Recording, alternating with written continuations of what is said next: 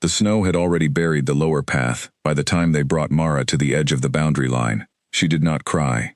She had decided that much before they came for her. She had been awake for 2 days knowing this moment was coming, and she had spent those 2 days making a single decision. She would not give them the satisfaction of her tears. The wind cut through the settlement like a blade. It was the kind of cold that had a sound to it, a low whistling that moved between the wooden walls and made the torches in their iron brackets bend and flicker. Mara stood in the center of the main yard, her wrists unbound, but her arms held on either side by 2 senior pack members who had known her since childhood. Neither of them looked at her face. The crowd had gathered in the way crowds gather when they sense something final is about to happen. They pressed against the fences and leaned out of doorways and stood in heavy cloaks with their breath rising in small clouds. Children were lifted onto shoulders so they could see. Mara noticed all of this in the way a person notices details when the larger thing is too enormous to look at directly.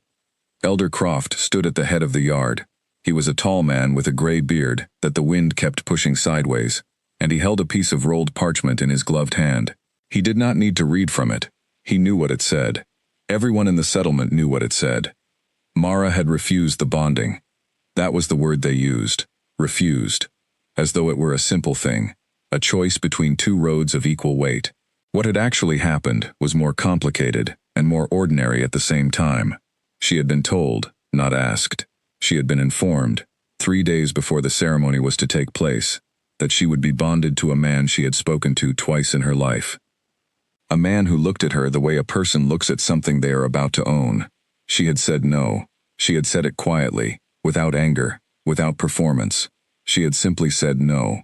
And then the consequences of that single word had begun arriving like stones thrown one after another. She had been brought before the Elder Council. She had been told about her responsibilities to the pack, about the importance of alignment, about what it meant to hold the lowest rank and still be given the opportunity of a formal bonding. She listened, she nodded, and when they asked her again, she said no again. The 3rd time, they did not ask. Elder Croft cleared his throat now, and the crowd went quiet immediately. The wind kept moving, but everyone else went still. Mara of the Ashvale Pack, he said, his voice carrying the weight of something rehearsed and repeated over generations. You have declined the bonds and obligations of this settlement. You have chosen the path outside. The boundary is before you. You will cross it tonight, and you will not return. She had heard those words spoken once before, long ago, when she was a girl. She remembered watching from behind her mother's cloak as another person was escorted to the same line. She remembered thinking, at the time, that it must be the loneliest sound in the world. She had been right. The 2 men on either side of her released her arms. She did not stumble. She stood straight, rolled her shoulders back, and looked at the crowd once. Not at Elder Croft, not at the Alpha King's house at the far end of the yard, where a lamp burned in the upper window. She looked at the ordinary people, the ones who had borrowed salt from her, who had helped carry her mother's things after her mother passed, who had eaten at the same long tables during the harvest seasons for as long as she could remember. None of them spoke. A few of them looked away. She picked up the bundle she had been allowed to carry. It was not large. A rolled blanket, a change of clothing, a knife with a bone handle that had belonged to her grandmother, a small tin of dried herbs, a coil of rope. She had chosen each thing carefully, in those 2 days before they came, holding each item in her hands and asking herself if it would help her survive. She walked to the boundary line. It was marked by a row of stones embedded in the earth, stones that had been placed there so long ago that they had half sunk into the ground and were nearly invisible under the snow. Mara found them with her feet more than her eyes. She stepped over them. The sound of the settlement, the fire, the wind against the walls, the breathing of the crowd, did not disappear the moment she crossed. It faded slowly, the way a voice fades when someone walks away from you down a long corridor. She kept walking, and the sound kept fading until it was only the wind and her boots crunching against the packed snow. She did not look back. The trees began just past the lower field. She moved into them and let the darkness close around her. Her eyes adjusted slowly. The moon was not full, but it was bright enough, reflecting off the snow, that she could see the shapes of things, the trunks of pines, the humped outlines of boulders, the steep rise of the ground ahead of her. She knew where she was going. Not because she had planned it exactly, but because she had looked at the mountain her whole life, and the mountain had always seemed like the only place that did not belong to anyone. It rose above the settlement, above the valleys and the fields and the river that marked the outer border, and it rose into clouds that the settlement could see but never reach. She had always thought of it as free. Now she needed to test whether that was true. The first hour was the hardest. Her feet found uneven ground under the snow twice, and she went down on one knee, catching herself with her hands in the cold. The second time she stayed down for a moment, not from exhaustion, but from the weight of what had just happened, arriving all at once. She pressed her gloved hands flat against the snow and breathed. She was 23 years old. She had no family left in the settlement. Her mother had been gone for 2 years. Her father had never been part of her life. She had 2 cousins who had stood in the crowd tonight and looked at the ground when she looked at them. She had a small wooden box of her mother's jewelry that she had been forced to leave behind because it was too heavy, and she had decided the knife was more important than a bracelet she would never wear anyway. She pressed her hands against the snow and breathed until the shaking in her chest slowed down.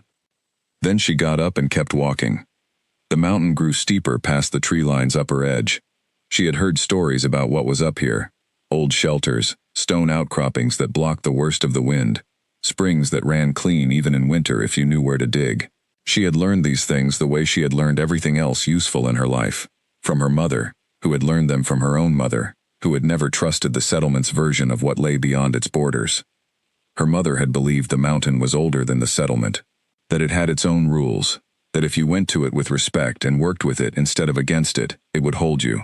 Mara chose to believe that tonight because she had to. She found the shelter 3 hours after she crossed the boundary. It was not much to look at, a structure of fitted stone against the side of a large rock face, a low doorway without a door, a roof of old timber that had held despite everything. Inside, out of the wind, the cold was still sharp but not brutal. She crawled in, sat in the corner farthest from the door, and pressed her knees to her chest. She did not sleep that night. She sat with her back against the stone, and her knife in her hand, and she listened to the wind outside, and she let herself think about everything she had not let herself think about during the 2 days before they came. She thought about what she had refused to accept. She thought about the man they had wanted her to bond with, and about the look in his eyes during those 2 brief conversations, and she knew, in the cold clarity of the shelter, that she would make the same choice again. She would always make the same choice. Some things could not be traded for warmth and belonging.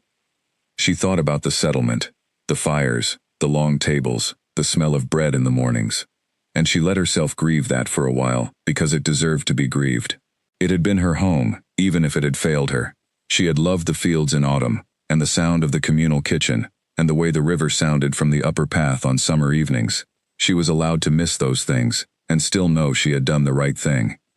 She thought about the mountain and what it was offering her: difficulty, isolation, uncertainty, and the one thing the settlement had never given her: the ability to say no. Somewhere in the small hours of the morning, she noticed that she was still alive. She noticed that she had walked 3 hours uphill, in deep snow, in the worst cold of the year, and she was still alive. She had found shelter. She had water in the small canteen she had kept inside her cloak, against her body, so it would not freeze. She had food enough for several days if she was careful. She was frightened and exhausted and cold, but she was alive. Mara sat in the dark shelter on the mountain and noticed that she was still alive, and something in her chest that had been wound tight for 2 full days, maybe longer, maybe years, loosened by the smallest fraction. It was not hope, not yet, but it was the thing that comes just before hope, the thing that makes hope possible, the simple fact of continuing. Outside the shelter, the wind shifted. The sound changed, going from a high whine to a lower note, almost like a hum. Snow began to fall again. Mara could hear it, soft and persistent, settling onto the roof of the shelter and the ground outside the low doorway. She sat perfectly still. She was aware, in a way she had not been in a long time, of her own body, of her heartbeat, which was steady, of her breathing, which had slowed, of her hands, one holding the knife and one pressed flat against the cold stone floor, of her feet, which ached from the long walk but were not frostbitten. She checked them methodically, removing her boots in the dark and pressing her fingers against each toe, all present, all still hers. She put her boots back on and leaned her head back against the stone wall. The settlement was far below her now. Its lights were invisible from here, hidden by the trees and the distance and the falling snow. Its voices were gone entirely. For the first time in her life, Mara was fully outside the boundary of everything the pack had built and kept and claimed. She sat with that for a long time. Then she thought about something she had not let herself think about at all during those 2 days. A thing she had pushed to the very back of herself and locked there. A thing that changed the calculation of everything, but that she had not been ready to face while the faces of the crowd were still fresh in her mind. She was not alone in the way she had appeared to be. She had known for 5 weeks. She had told no one. She had sat with the knowledge in quiet moments, turning it over carefully, and she had not known what to do with it. And then the events of the last 2 days had overtaken everything, and she had set it aside in that locked place and walked through the motions of banishment, and she had not let herself open the lock again until now, here, in the shelter on the mountain in the dark. She opened it now. 2 lives where there had been 1. 2 small lives, not yet in the world, not yet anything but potential and heartbeat, and the weight of something extraordinary, arriving on a timeline that did not care about plans or safety, or the right moment. Mara sat in the old stone shelter on the mountain, in the snow, and held that knowledge in her chest, like a lamp held in 2 cupped hands. She did not panic. She had never been a person who panicked. She breathed slowly in and slowly out, and she let the full weight of what was coming settle over her. She would need more than what she had packed. She would need the shelter to be stronger. She would need food stores, water access, warmth that her single blanket could not provide. She would need everything, and she would need to build it herself, and she had the winter to do it. She went through the list in her mind, the way her mother had taught her. Start with what is certain, move to what is possible, and leave the impossible for last. What was certain? She was on the mountain. She had a shelter. She had weeks before anything else would be urgent. What was possible? She could hunt, she could gather, she could work the shelter into something livable if she was consistent and careful. What was left? The larger questions, the ones she could not answer tonight, the ones that would answer themselves in time. She chose to leave those for later. She chose to focus on the shelter and the mountain, and the next morning. When the light finally came, it came slowly, gray and thin through the low doorway. Mara watched it arrive with tired eyes, and a mind that had not slept but felt sharper than it had in months. She got to her feet, rolled her shoulders, picked up her bundle, and stepped outside. The mountain was white and silent and enormous.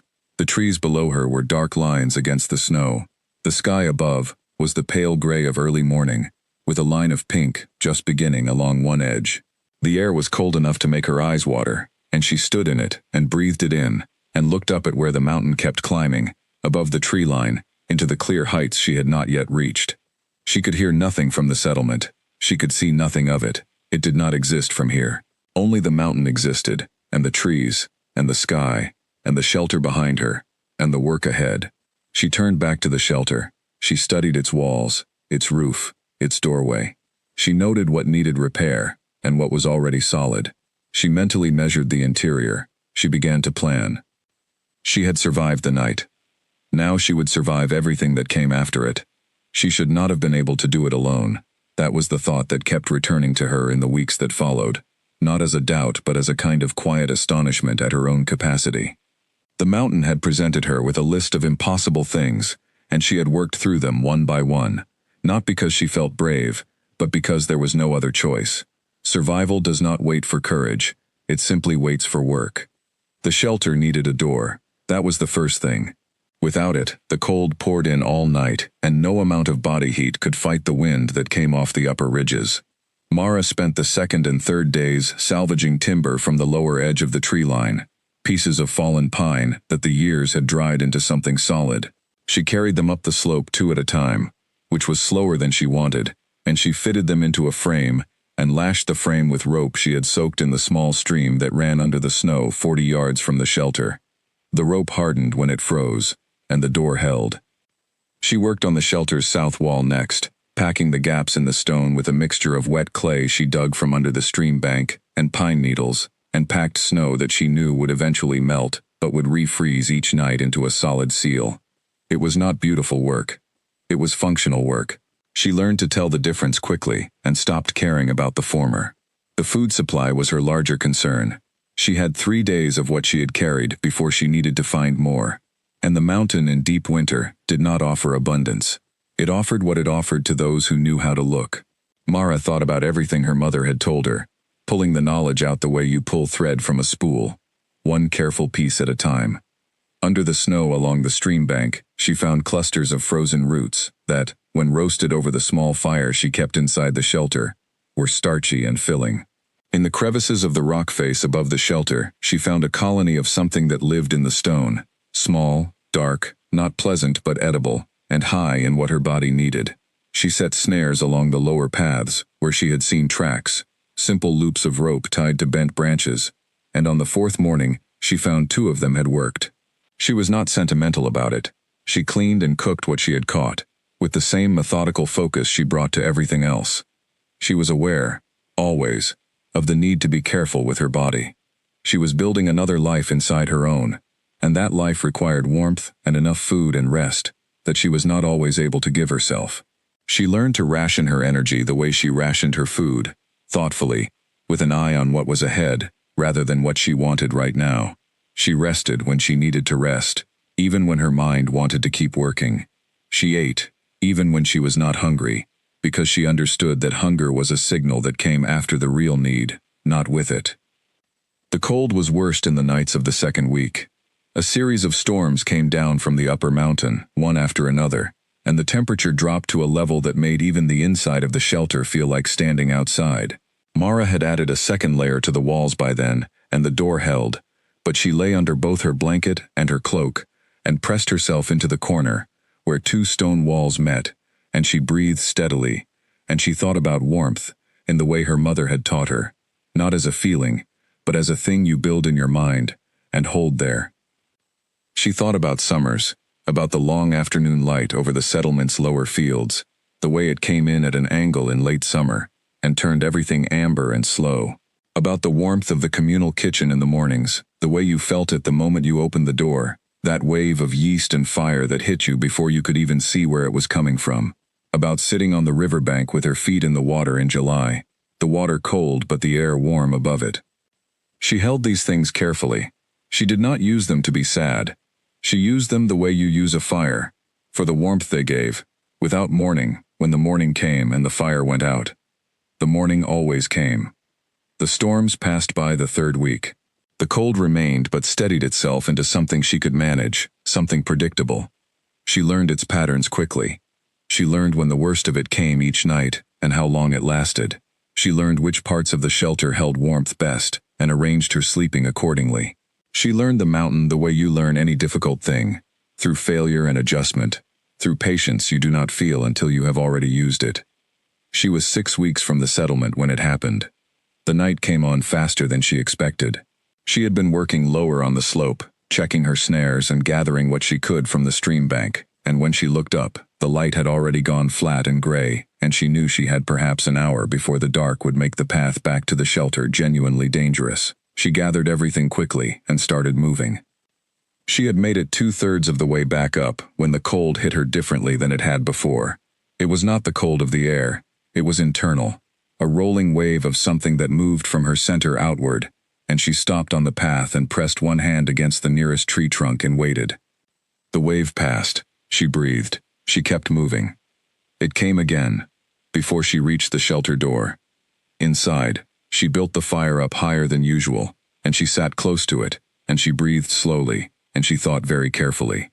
She was not afraid of what was happening. She had known it was coming, had been tracking the calendar in her mind, and she had thought she had more time, but apparently she did not. The mountain had its own schedule. She was not afraid, but she was alone. She sat with that fact the same way she sat with all the other facts of her life on the mountain, directly, without decoration. She was alone, and this was happening, and it was her body, and she would handle it the way she had handled everything else up here. One thing at a time, starting with what was certain, and moving through what was possible. She arranged the interior of the shelter the way she had been mentally arranging it for weeks, the blanket and cloak layered in the corner, The fire close enough to give warmth but not close enough to be a danger. The canteen of water within reach. The small knife. Not the one from her grandmother. The smaller knife she used for close work. Laid where her hand could find it if she needed it. She was as ready as she could be. She settled herself and she breathed. The night was long. There is no way to describe the fullness of a night like that one in simple words that do the experience justice. It was a night that changed everything it touched, that rearranged the world and the person inside the world into a completely different shape. Mara was alone on a mountain in the deep cold of winter, and she faced what was happening with all the composure she had built over 6 weeks of surviving impossible things. There were moments when she was frightened. She would not pretend otherwise. There were moments when the isolation pressed in, and she felt the size of it, the miles of snow and forest between herself and the nearest other human being, and the fear was real and large, and she felt it fully. She let it move through her and pass. She breathed. She kept going. And then, in the gray and exhausted hours before the light came, 2 small voices entered the world where there had been silence. Not 1, 2. Mara heard the first cry, and felt something enormous shift inside her chest. And then, before she had fully absorbed what she was hearing, the second cry joined it, and the 2 sounds wove together into something she had not expected. Not 2 separate things, but one sound made of 2, immediate and urgent, and absolutely present. She had known there were 2.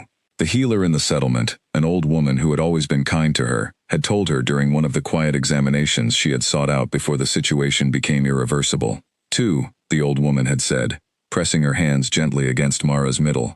She had said it with the careful face of someone delivering news that was both wonderful and significant, and Mara had sat with it, and folded it away, and carried it with her up the mountain. 2. She had carried 2 all this time. She breathed, and she held them close, and she breathed again.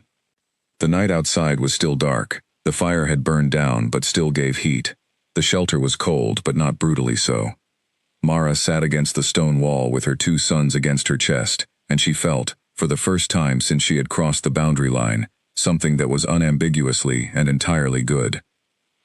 She was not thinking about the settlement. She was not thinking about what had been done to her, or what she had refused, or the faces of the crowd, or the burning lamp in the upper window of the Alpha King's house. She was not thinking about any of those things. She was thinking only about the 2 small faces pressed against her, their eyes still shut, their mouths still working, their hands. She could feel their hands, impossibly small, impossibly perfect, curling and uncurling against her. She counted their fingers. She counted them twice, and then a third time, not from worry, but because the act of counting them was so astonishing that she wanted to do it again. 20 fingers total, 10 each, all present, all theirs. The light came slowly and gray through the door of the shelter. Outside, the mountain was quiet. The wind had dropped during the night, and the snow had settled, and everything was very still. Mara listened to the stillness, and listened to the breathing of her sons, and she let the morning come. When there was enough light to see clearly, she looked at them. Really looked, the way she had not been able to during the night, studying each face with the full attention of someone seeing something they had been waiting their whole life to see, even though they had not known they were waiting for it. They were small. She had expected that. They had the look of all newborns, the particular unfinished quality of something that has just arrived, and not yet had time to become itself. But even through that, even before they had opened their eyes or shown anything of what they would become, she could see something specific about each of them. Something in the set of the jaw, something in the line of the nose, something she recognized not from her own face. She thought about that recognition for a moment, and then she put it away. Not forever, just away. She had more urgent things to think about. She thought about names. She had not allowed herself to choose names during the long weeks of waiting, had felt it would be bad luck or simply premature. But now, there was nothing premature about it. Now they were here and they needed names, and she had always believed that names mattered. That a name given to a person in their first hours was the first gift, and that a poorly chosen name was the first small failure. She thought about what she wanted for them. She wanted them to know the sky. She wanted them to know the way things looked from a height that most people never reached. The particular clarity of the view from up here, where the air was thin and clean, and everything below was in its right proportion. She had looked up at the mountain her whole life from below, and now she was on it. And what she saw from here was different from what she had imagined. Better. More honest. She thought about the stars she had been watching through the gap above the shelter doorway on the clear nights. She had found herself looking at two specific constellations, two groups of stars, that appeared together, in the northern part of the sky, on the clearest nights. Two arrangements of light, that her mother had pointed out to her years ago, and given names she had mostly forgotten, except for the sounds of them. She pulled the sounds out of her memory. Kale, Soren. She turned the names over carefully, said them quietly. Kale and Soren. They fit. She did not know exactly why they fit, but they did. The way the right stone fits a gap in a wall. Not because you planned for it, but because the shape is right. Kale, she said softly, looking at the one on her left. He stirred very slightly, the movement of someone hearing their name for the first time. Soren, she said, looking at the one on her right. Outside the shelter, above the snow and the trees and the long slope of the mountain, the sky was turning from gray to pale blue. The winter morning was beginning, and the world was very cold, and very quiet, and enormously large. Mara held her sons, and felt the names settle over them. She would need to start a fire again soon. She would need to melt snow for water. She would need to think about the days and weeks ahead, about the enormous practical challenges of what she had just added to an already demanding life. She would need to think about all of it, but not yet.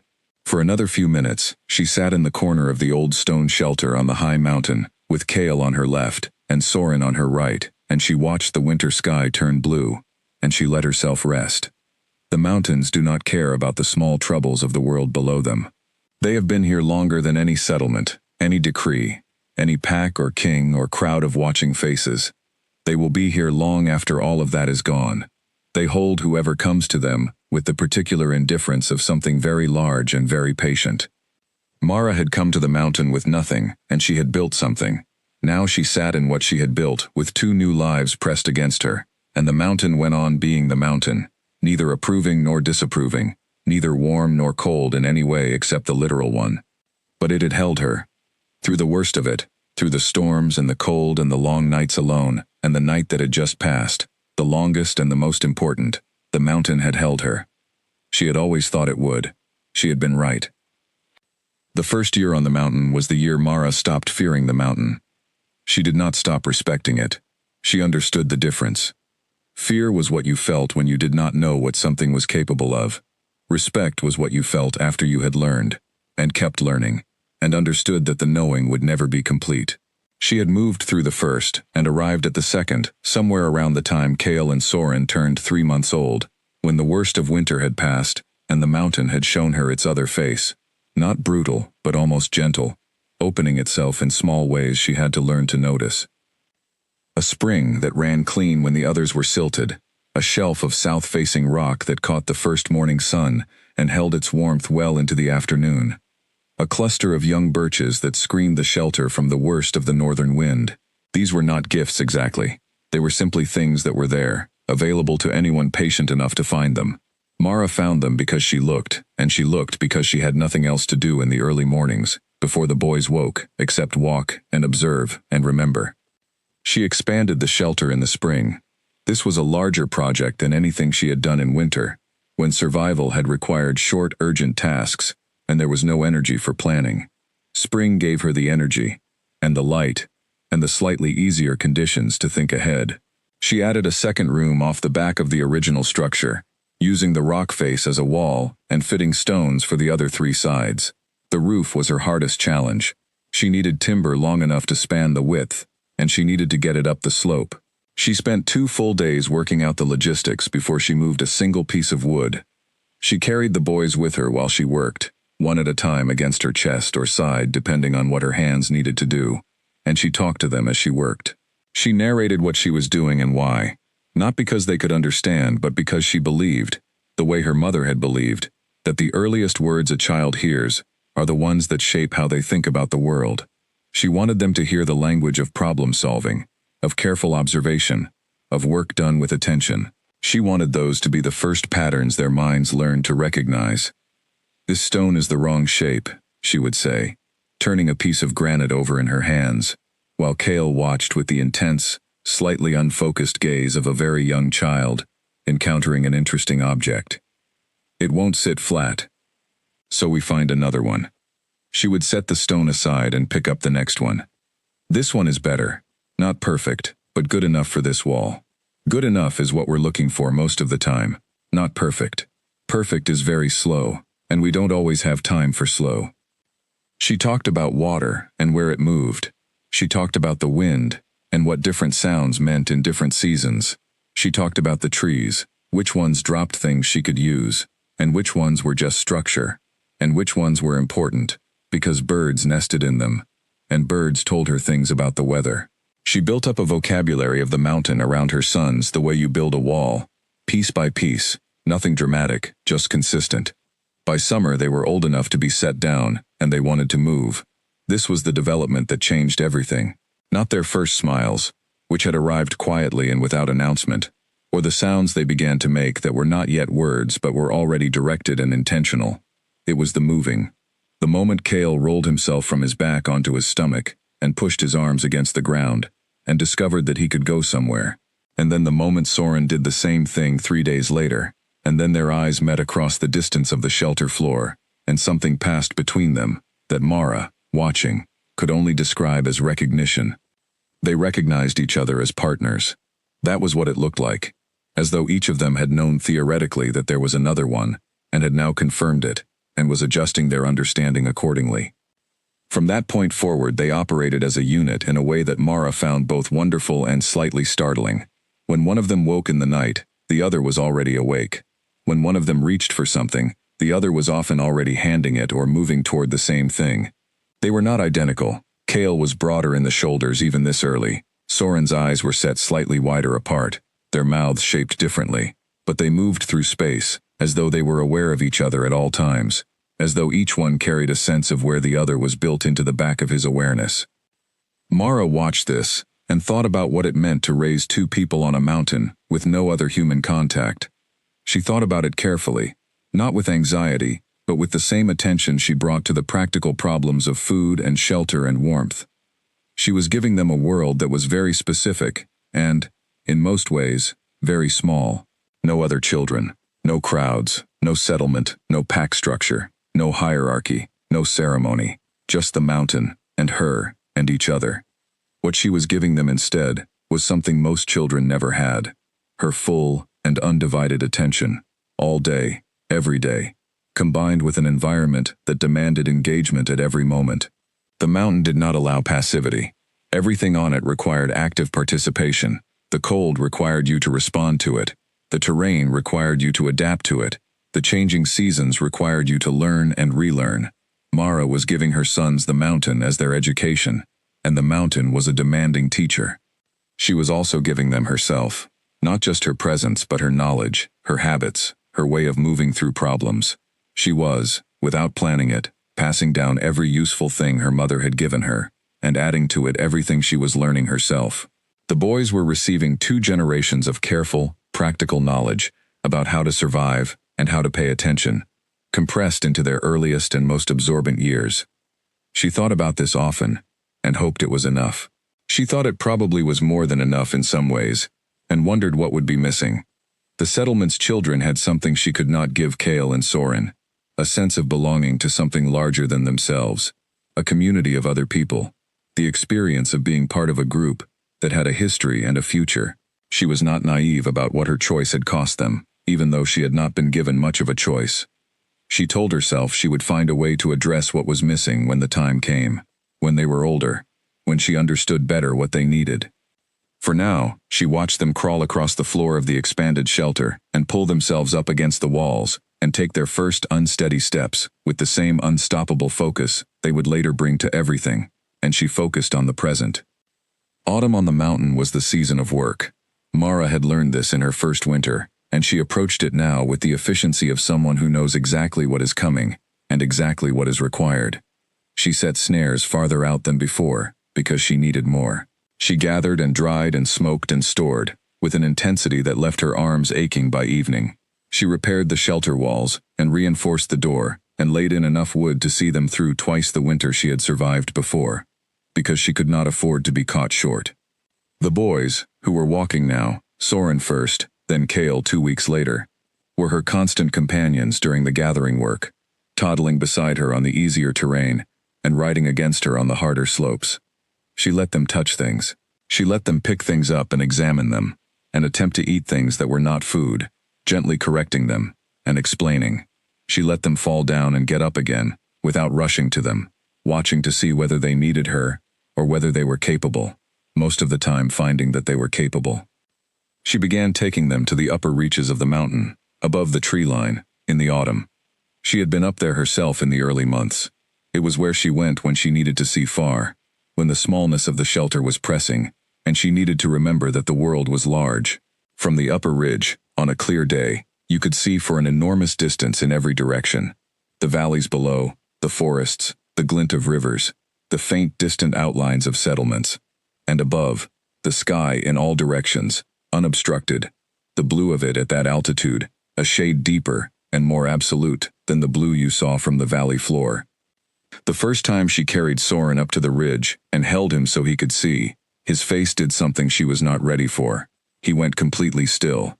Not the stillness of fear, but the stillness of someone confronted with something so large and so beautiful that the normal noise of being alive drops away for a moment.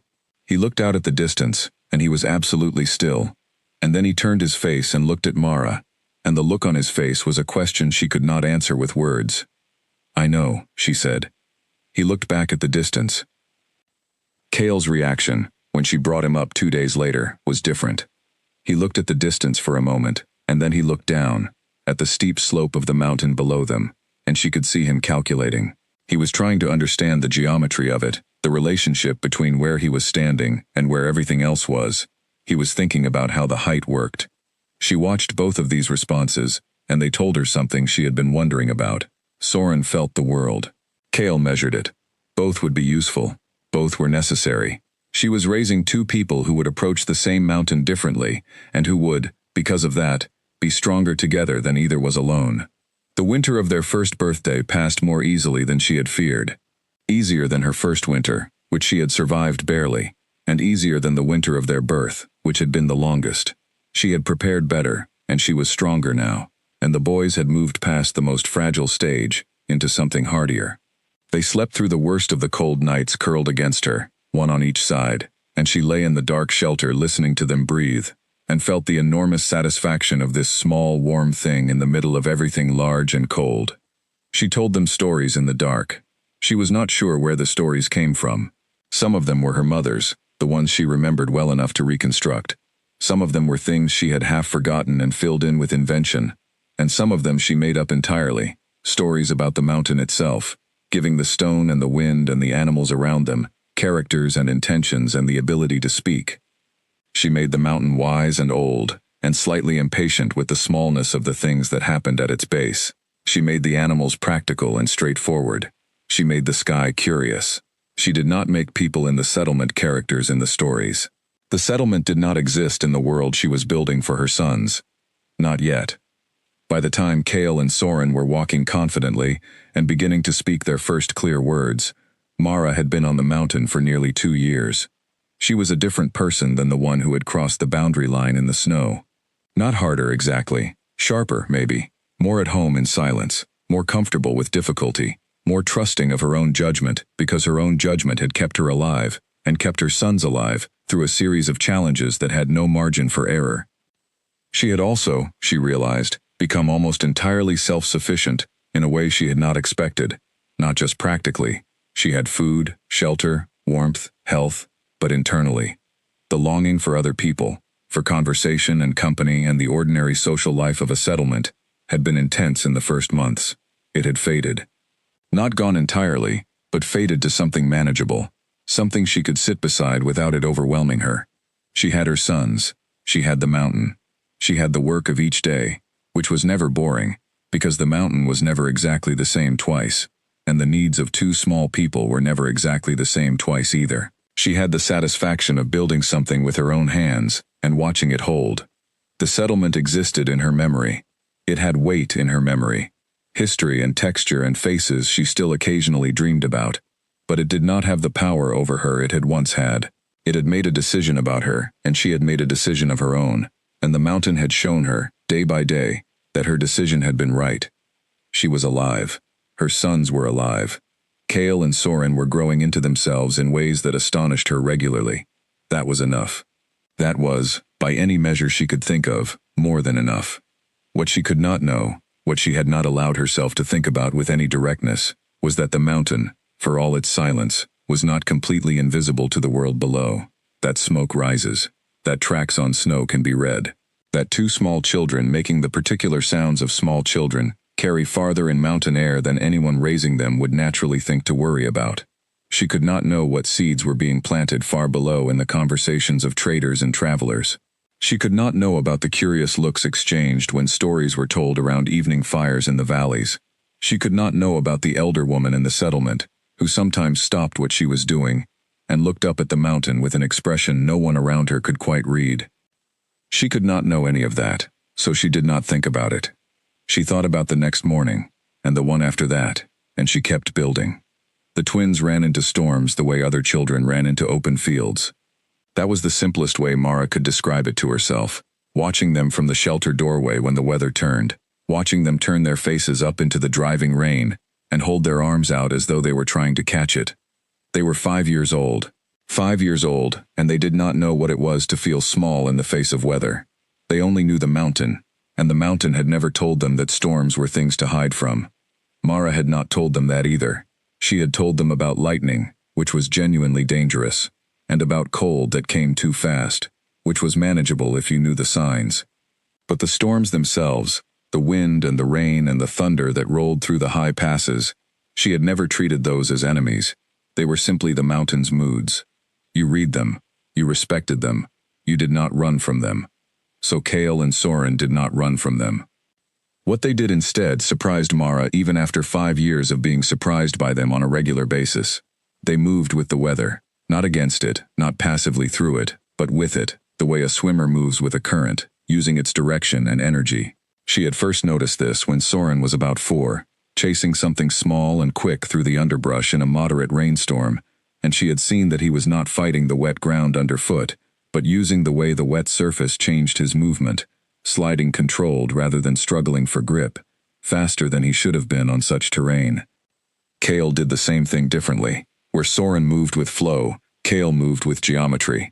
He read the landscape the way a man reads a map, but the map was always moving, always changing, and he could update his reading of it in real time. He would stop on a slope in a rainstorm, not from indecision, but from calculation, and then move in a direction that looked wrong until it looked exactly right, arriving at a point of advantage that Mara, watching, would not have identified from where she was standing. They were 5 years old, and they moved through difficult terrain better than most adults she had known in the settlement.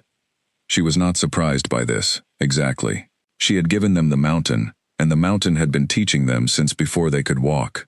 But she was regularly astonished by how specific the education had become, how finely tuned the skills they were developing were to the particular demands of this particular environment. She was watching two people become something she did not have a word for, something that the settlement she had left behind did not have a concept for, because the settlement had never produced anything like it. The twins had also developed, by this age, a private language that sat alongside the ordinary words Mara had given them. It was not words exactly. It was a system of signals, gestures, expressions, small sounds, that communicated with a precision that ordinary language could not always match. She had noticed it developing from very early, the gestures and looks that passed between them, before they had the vocabulary to speak. But at 5, it had become something refined and specific, a full system with its own grammar. She did not try to decode it. She had decided early on that this was theirs, not hers, and that it was right and healthy for them to have something between them that was only theirs. She understood the important parts, the signals that meant danger, and the signals that meant I need help, and the signal, a very particular tilt of the head with a slight flicker of the eyes, that meant they had both noticed something simultaneously and were deciding what to do about it. That last signal she saw most often when they were tracking something. Tracking had started as a game. She had taught them the basics because it was useful. Understanding animal movement was part of understanding food supply, and food supply was survival. But it had rapidly exceeded what she had intended to teach, and become something else. something closer to a deep practice they had taken and made their own. They would spend entire mornings following a set of prints, not to catch what had made them but to understand it, following the story the ground told until they reached the place where the story ended and the animal had gone where the ground could not follow. It rested here, Cale said one morning, crouching over a depression in the soft earth near the lower stream, his fingertips just above the surface, not touching. For a long time. Look at how deep it is. Soren came to stand beside him, not crouching, looking from above. It came down from the east. It was not in a hurry. How do you know it came from the east? The mud on the east side of the print is pushed out more. That's the direction it was stepping from. Mara stood behind them, watching, not speaking. This exchange was not for her. They were working it out between themselves, using her presence as an anchor, but not as a source of answers. She had worked hard to achieve that balance, being available without being necessary. It was one of the harder things about raising them, that fine line between support and intervention, knowing when a problem was genuinely beyond them, and when it was exactly within their reach if she stayed out of the way. She stayed out of the way most of the time. The result was two children who solved problems as a matter of course, who found difficulty interesting rather than discouraging, who had the quiet confidence of people who have had many chances to discover what they are capable of, and have consistently found the answer to be more than they expected. She thought about this sometimes in the evenings, when they were asleep, and she sat by the low fire with the sounds of the mountain around her. She thought about what it would have been like to raise them in the settlement, what kind of people they would have become inside those boundaries, and that hierarchy, and that particular set of rules. She did not think the settlement would have been wrong for every child, but for these two specific children, this specific mountain, this specific freedom, she thought it was right. She thought it was exactly right, and she was aware that thinking so might be nothing more than the natural conviction of a mother, that what she has done for her children was the best possible thing. She did not trust that conviction completely, but she did not distrust it either. What she knew for certain was what she could see. Two boys who were becoming, in some ways, more at home on this mountain than she was, who were taking everything she had given them and adding to it things she had not given them and could not have, things the mountain had given them directly. Cale, at 5, could navigate the upper ridge in conditions that required her full concentration, moving with an assurance that made her heart rise and fall simultaneously. He had an instinct for terrain that she could only describe as architectural. He saw space in 3 dimensions, and he moved through it, as though he had always known where everything was. Soren, at 5, could disappear into the landscape. This was not a metaphor. She had watched it happen. He would step into a stand of trees and become part of it, his color and his stillness and his breathing. She believed it was his breathing, the way he changed it, turning him into something the eye moved past without catching. He had learned this, she thought, from the mountain's animals, who did it naturally, and he had studied them with such focused attention that somewhere along the way the skill had transferred. She had tried once to learn it herself. She could not. She could be still, but she could not be invisible. It seemed to be something that required a particular way of inhabiting yourself that either you had or you didn't, and Soren had it. In the evenings she taught them in a different way. The days were for the mountain and what it offered. The evenings were for everything else. She taught them numbers and how numbers worked together. She taught them the stars and their names and what the movements of the stars meant for seasons and navigation. She taught them the history of the world as she knew it, not just the settlements version, but the older things her mother had passed down, the knowledge from before settlements existed, from when people moved constantly and the land was everyone's and no one's. She taught them what she believed about how to live, not as rules, but as observations. That honesty was generally more efficient than the alternatives. That cruelty was almost always a symptom of fear, that the natural world was not against you, that it was simply itself, and the people who understood that lived better than the people who fought it. She taught them about the settlement. She had decided, carefully, how to do this, not with bitterness, not with the anger she had felt and had worked through during those long first winter nights. She told them about it the way she told them about a difficult mountain pass, as a thing that existed, with its own features, that required a particular approach. There were people there who would be important to them eventually. There were things there that belonged to them, in some form, that they would one day need to decide what to do about.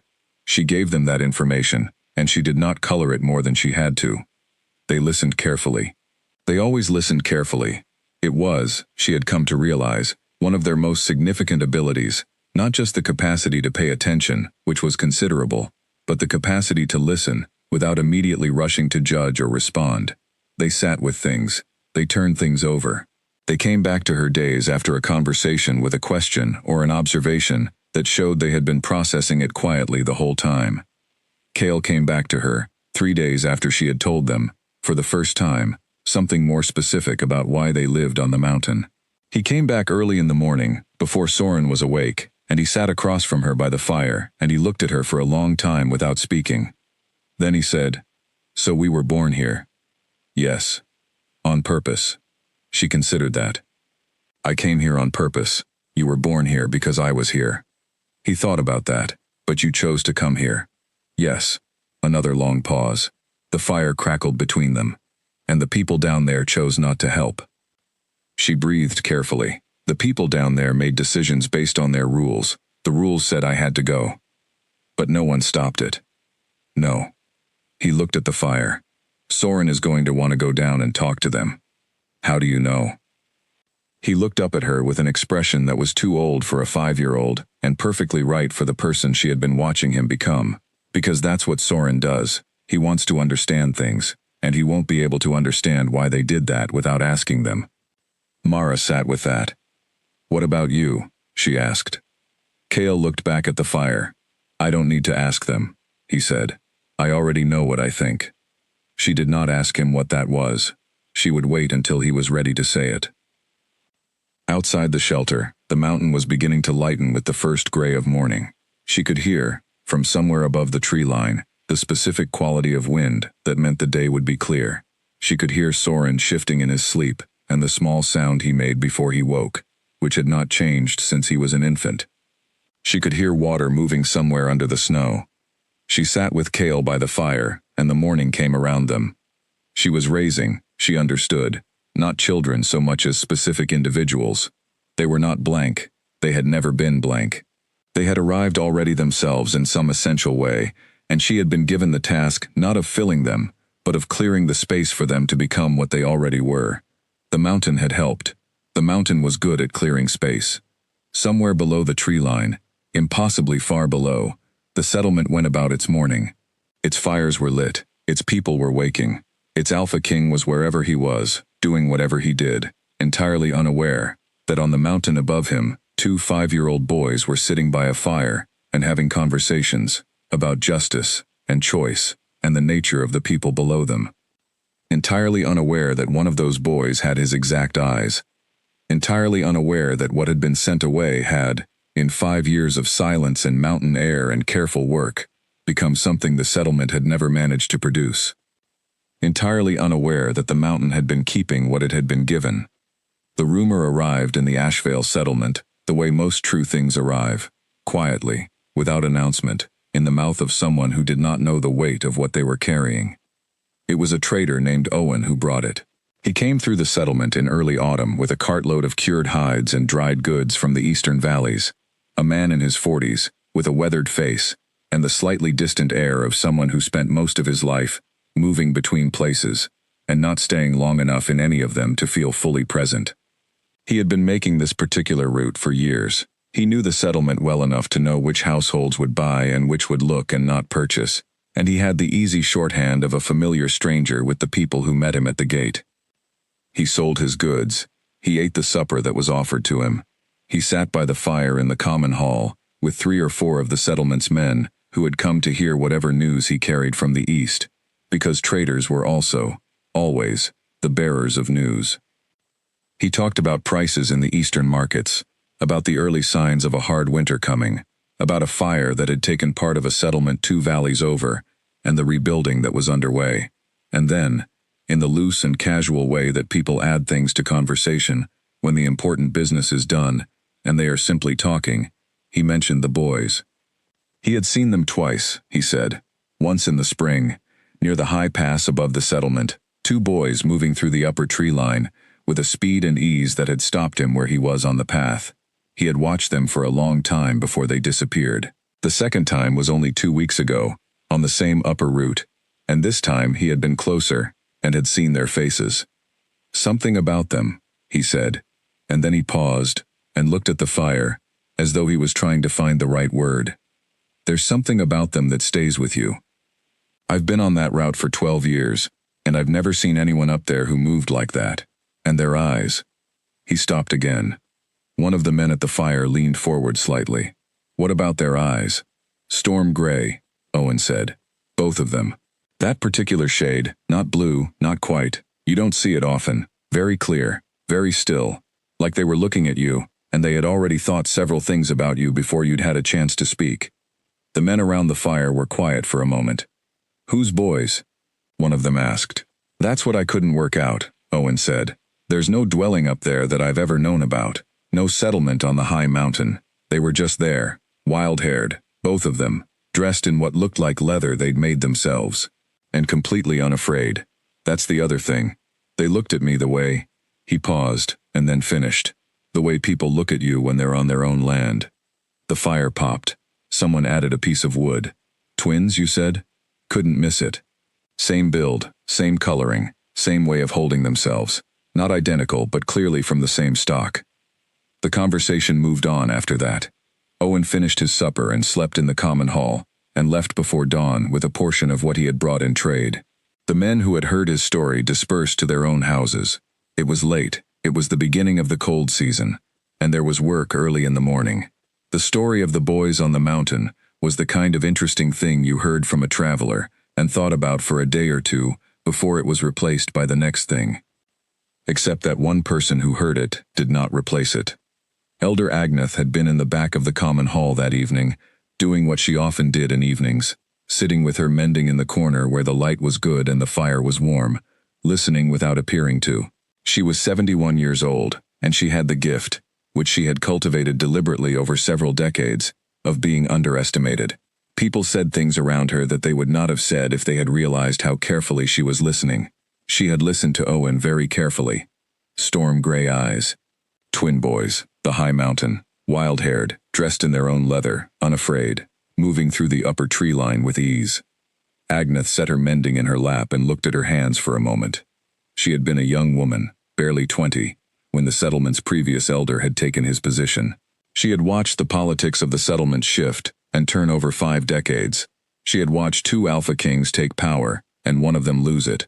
She had kept records, in her careful and private way, of things that most people considered resolved, and therefore not worth remembering. She remembered Mara. She had known Mara's mother, had known her as a particular kind of woman, quiet, principled, stubborn in the way that principled people are always stubborn, devoted to her daughter and to the knowledge she passed to her daughter. She had grieved when Mara's mother died, and she had kept her eye on Mara afterward, not because she could offer much, but because she had made a private promise to her old friend to see what became of the girl. What had become of the girl was a banishment, carried out on the coldest night of the year, for the crime of exercising the most basic judgment a person possesses. Agneth had stood in the crowd that night. She had not called out. She had not spoken. She had been 70 years old, and she had known, with the cold clarity of someone who has watched power operate for a very long time, that speaking would have changed nothing, and would have cost her the position she held, the slight position of a respected elder woman, that gave her whatever small ability she had to be useful. So she had stood in the crowd, and she had watched, and she had burned, with the particular fury of someone who understands that keeping a tool sharp sometimes requires swallowing things that should not be swallowed.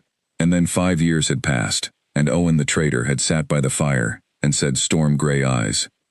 Agneth put her mending away that evening, and she sat in her chair by her own small fire and she thought. She thought for a very long time.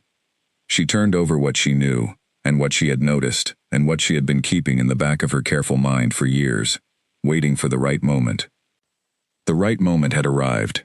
She was not sure it was the right moment for action, but it was the right moment to speak to one specific person, one conversation she had been sitting with and not yet had, and she needed to decide whether the time had come to have it. She sat with it for 3 days. 3 days during which the settlement did its ordinary business, and the weather changed, and the fields were cleared for winter, and the cattle were brought in from the upper pastures. 3 days during which Agneth went about her ordinary life, and appeared to everyone around her to be thinking about nothing more pressing than the mending she had brought back with her from the common hall. On the third evening, she made her decision. She waited until the settlement was quiet and the lights in the houses were going dark, one by one. She put on her heaviest cloak and her good boots. She picked up the small lamp she used for late walks. She walked through the settlement to the largest house at its center, the one with the painted lintel and the iron gate, and she knocked on the door. The guard who opened it knew her. Everyone in the settlement knew Agneth. He let her wait in the entrance and went to announce her, and a few minutes later she was shown into the room where Alpha King Aldrich conducted the settlement's business. He was at his desk when she came in, a large man in his late 30s with the kind of face that showed the weight of years of decision-making, not old but marked. He had the coloring of his family line, dark hair, strong jaw, and eyes that were, she noted, as she had noted before but never with quite this specific significance, the particular shade of storm gray that Owen the trader had described to a fire full of men who had not known what they were hearing. "Elder Agneth," he said, rising partway from his chair in the respect he always showed her. "It's late." "I am aware," she said, settling herself in the chair across from him. "I would not have come if it could wait." He waited. This was one of the things she had always respected about him, despite her complicated feelings about his governance. He could wait. He did not fill silence with noise. She told him about Owen's story. She told him carefully, in the same sequence and with the same words Owen had used, so that he would hear it the way she had heard it, not filtered through her conclusions. She told him about the high pass, the twin boys, the leather clothing, the ease with which they moved. She told him about their eyes last, the way Owen had told it last. She watched his face as she spoke. She was very good at watching faces. He was still when she described the boys. Not the stillness of disinterest but the other kind, the stillness of a person who is keeping themselves very controlled, because the thing they are hearing is affecting them in a way they are not yet ready to let anyone see. His hands, which had been flat on the desk, had shifted slightly. One of them had curled, almost imperceptibly, against the wood.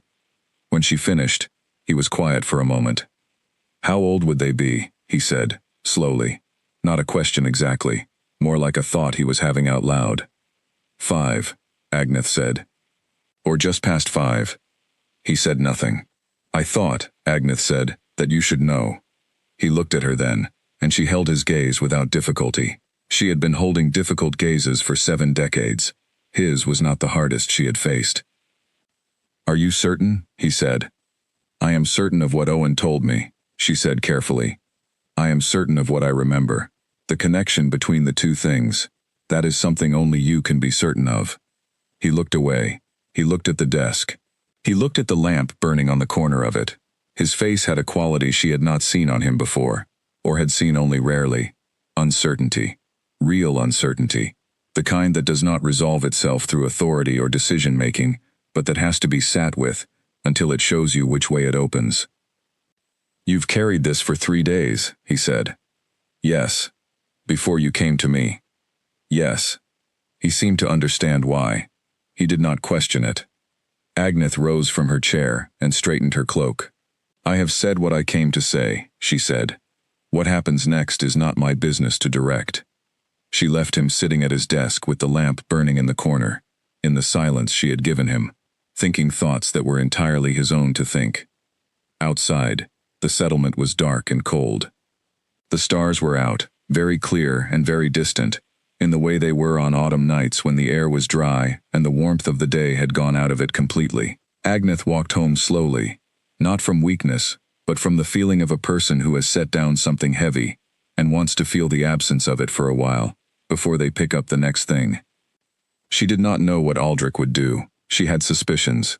She had watched him for years, and she knew how he operated, the particular combination of deliberateness and urgency that marked his character when something mattered to him. She had her suspicions about what those boys would stir in him. What she knew for certain was this: the thing she had kept carefully in the back of her mind for 5 years, tended to in private, protected from the ordinary churn of settlement politics, had been given to the person it needed to reach. She had done that much. Above the settlement, invisible in the dark, the mountain rose. It gave nothing away. It never did. It simply stood there, enormous and patient, holding what it had been given. In the upper window of the Alpha King's house, A lamp burned for a very long time that night. She found the tracks 2 mornings before they arrived. She had been awake before light, which was normal. She had never been a long sleeper, and the mountain had made her even lighter in her sleep than she had been before, tuned to the sounds outside the shelter, the way an instrument is tuned to a key, her mind processing the night sounds and registering the wrong ones without fully waking, until something needed her. This morning something had needed her. She was out of the shelter before she had fully decided to go, her feet finding her boots by habit, her hands pulling the cloak around her before the cold had fully registered. The sky was the color of charcoal, not yet gray, the last hour of genuine darkness. She stood outside the shelter door and listened. Nothing immediate, no danger, no animal close enough to be concerned about, but something. She took the uphill path first, which was her usual circuit, moving quietly and reading the ground in the dark by feel and memory more than sight. She was 200 yards up the slope when she found the first boot print. It was a man's boot, broad and deep-soled, the kind made for distance walking, and it was heading upward. She crouched over it without touching it and read it carefully. Recent, within the past day at most, though the cold had preserved it better than warmth would have. The weight was distributed the way a person distributes their weight, when they are moving with purpose, but not in a hurry. They had been looking at the ground ahead of them, not their feet, which meant they were experienced on difficult terrain. They had not been lost. She moved along the line of prints. There were 3 sets.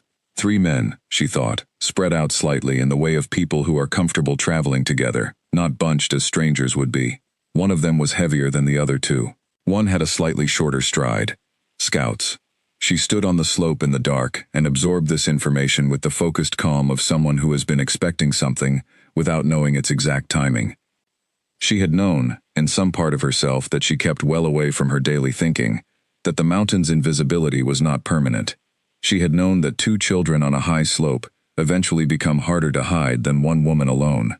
She had known that smoke and tracks and the particular sounds of children at play carry farther than most people imagine, especially in still mountain air. She had known all of this, and she had built her life with full awareness that at some point, the world below would look up. She had told herself she would be ready. Standing over the scouts' boot prints in the dark, she discovered that ready was more complicated than she had thought. There was the practical readiness, which she did have. The supplies were in good order, the shelter was solid. She had done nothing she needed to hide or defend against in any legal or moral sense. The practical situation was clear and survivable. That part she had. It was the other part that arrived now, unexpected in its force. The part that was simply the knowledge that the last 5 years were about to change. That what she had built up here, the particular world she had constructed for herself and her sons, the careful and complete life of the mountain, was about to be touched by the world below it. That the isolation, which had been hard and then bearable and then, eventually, something she did not want to give up, was ending. She stood in the dark for 3 long minutes. She let herself feel this fully, without cutting it short. She had learned on the mountain that feelings you cut short do not disappear. They settle into you sideways and make trouble later. So she stood with it. The fear and the grief and the anger, and underneath all of those, the thing she would have denied if asked, but which was undeniably there. A complicated and carefully suppressed feeling that was almost relief. Almost. Not quite, but almost.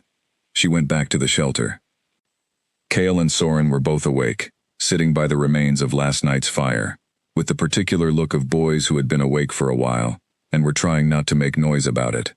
Soren was poking gently at the coals. Kale was watching the door. "You went out," Kale said. Not a question. "Yes. You found something."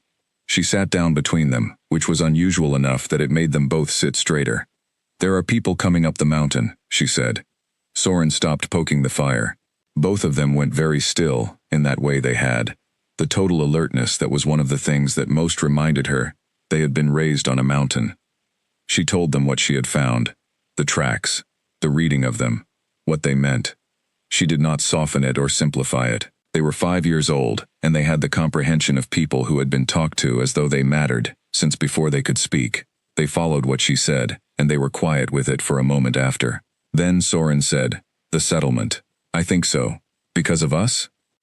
She looked at him, because they became curious. "And now they're coming," Kale said. His voice had a tone she recognized, not afraid but calculating. the tone he used when he was measuring something. What do we do? This was the question she had been sitting with since she found the tracks. Not what do we do in terms of physical action. There was no path of escape that made sense, no defensive strategy that a woman and 2 5-year-olds could mount against a party of settlement scouts. She had never considered physical resistance. What she had been asking herself was deeper than that. What was the right thing to do? And beneath that, what was the smart thing? And beneath that, what was the true thing? The thing that aligned with who she was, and who she wanted to be, and what she had built here, and how she intended to face the moment when the world below finally arrived at her door. She had 2 days to answer those questions. She intended to use them. She spent the first day doing what looked, on the surface, like nothing unusual. She cooked a better meal than normal. She walked the boys through a longer and wider circuit of their usual territory, pointing out things she had not been in the habit of pointing out. The spring's exact location and how to find it if the ground was covered. The places where the shelter's walls were thinnest and would need attention in winter. The best high point for reading the weather coming from the north. She narrated these things in the tone she used for information that needed to be kept, the slower and more deliberate voice that signaled to them, "This is important, carry this." Soren understood immediately. He walked beside her and asked follow-up questions, and committed what she said with the focused attention he brought to everything that he sensed mattered. Cale walked on her other side, and said almost nothing, but she could see him absorbing it, filing it in whatever part of himself he used for the things he did not discard. She was giving them the mountain again.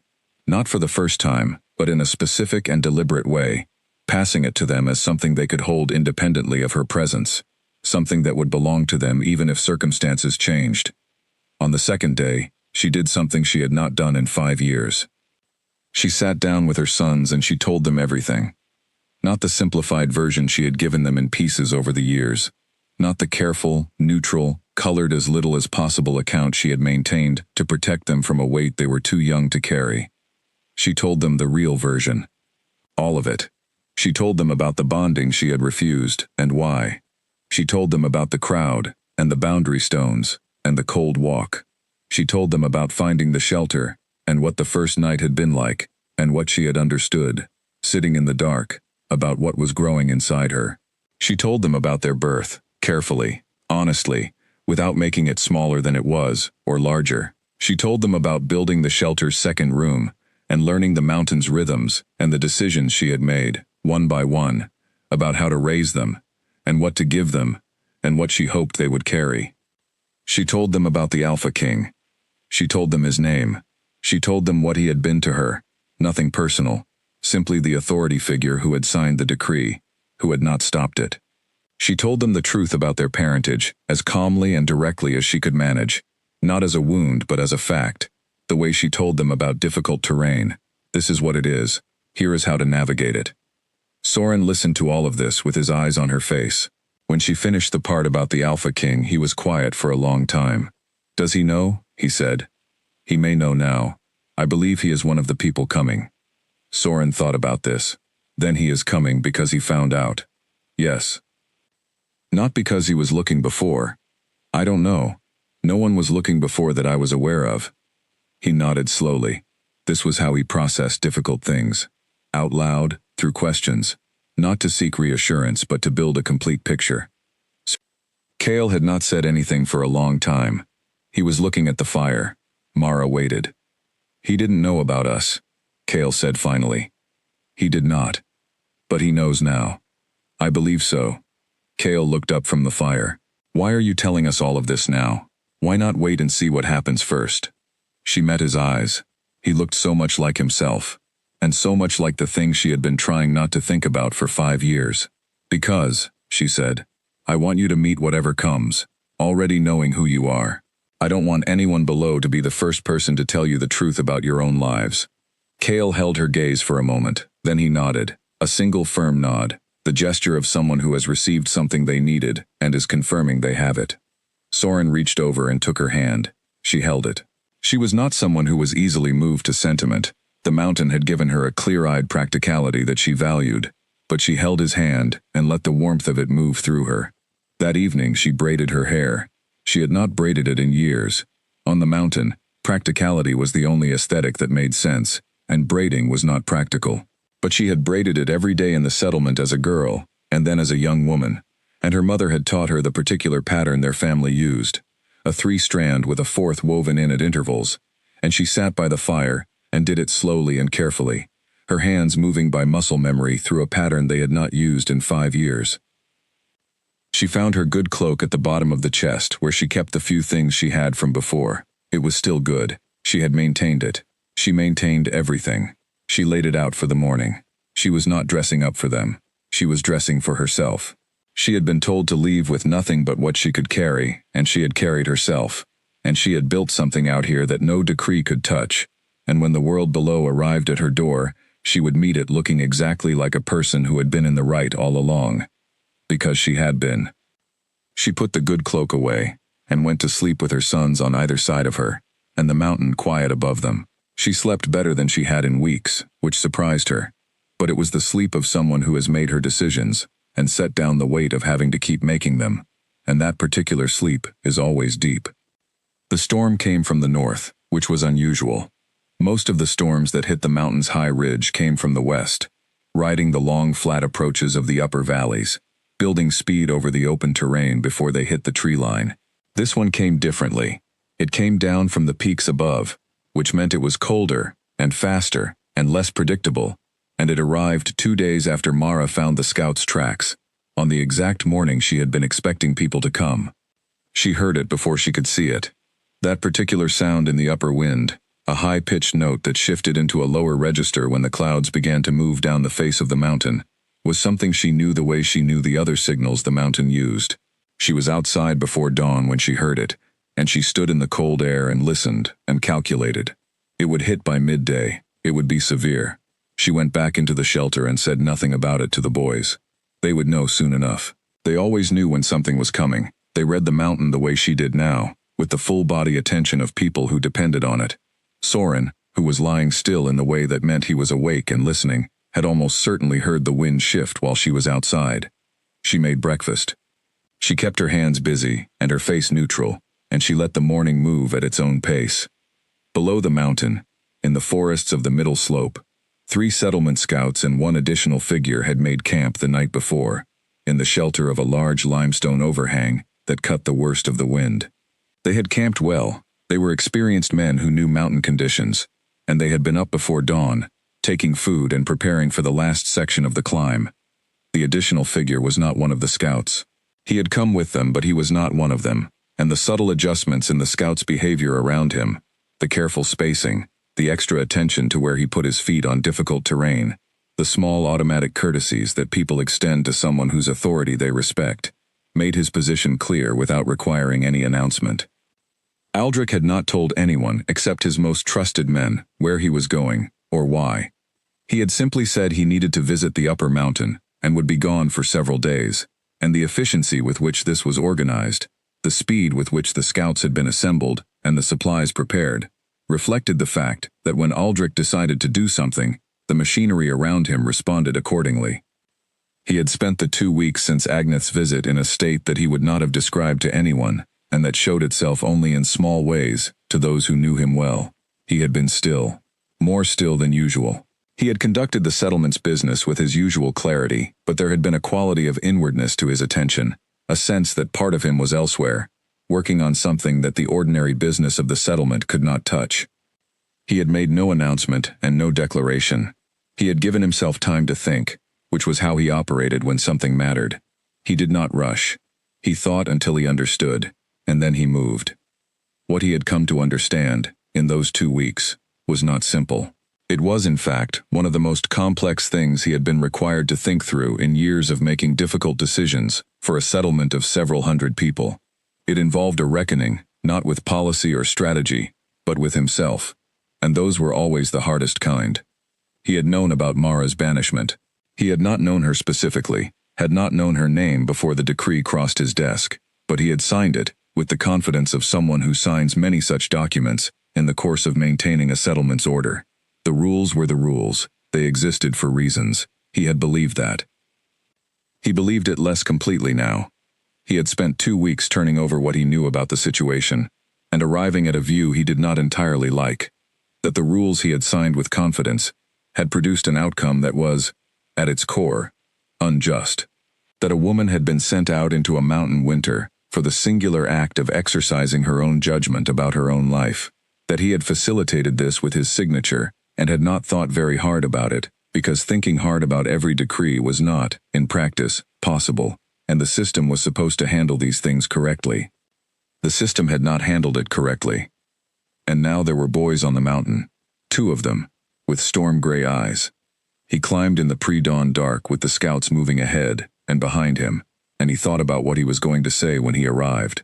He had not been able to work this out in 2 weeks of sitting in his study, and he was not sure he would be able to work it out in the last 2 hours of climbing, but he kept trying, because that was what he did with things that mattered. The problem was that he did not know what the right thing was. He knew what was expected of him.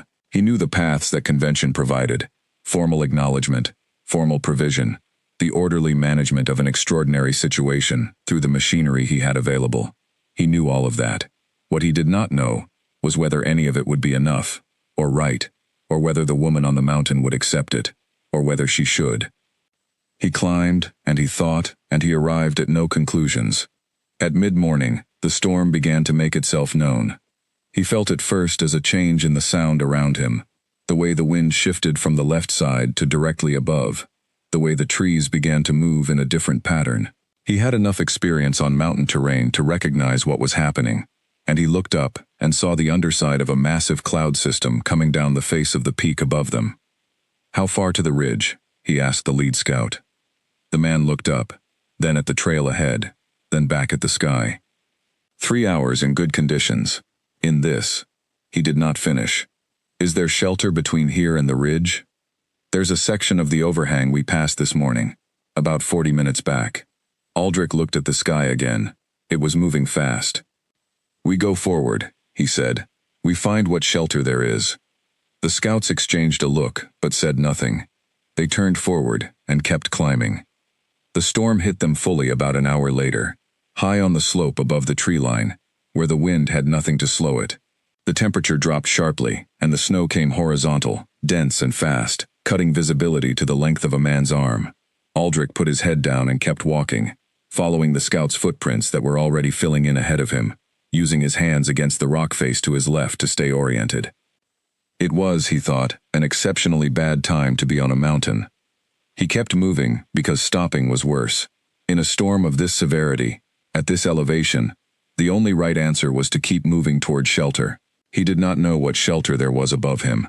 He knew only that people lived up here. A woman and 2 boys had lived up here through winter after winter, including the winter that had produced them, and that if they had managed it, then there was something to find. The scouts spread out ahead of him, each one angling slightly differently, searching. He walked straight up the line of the slope, trusting the others to cover the flanks. He almost walked past the fire. He saw it from the edge of his vision, not directly but obliquely, a shift in the quality of the light through the driving snow, too warm and too steady to be a reflection off the whitened ground.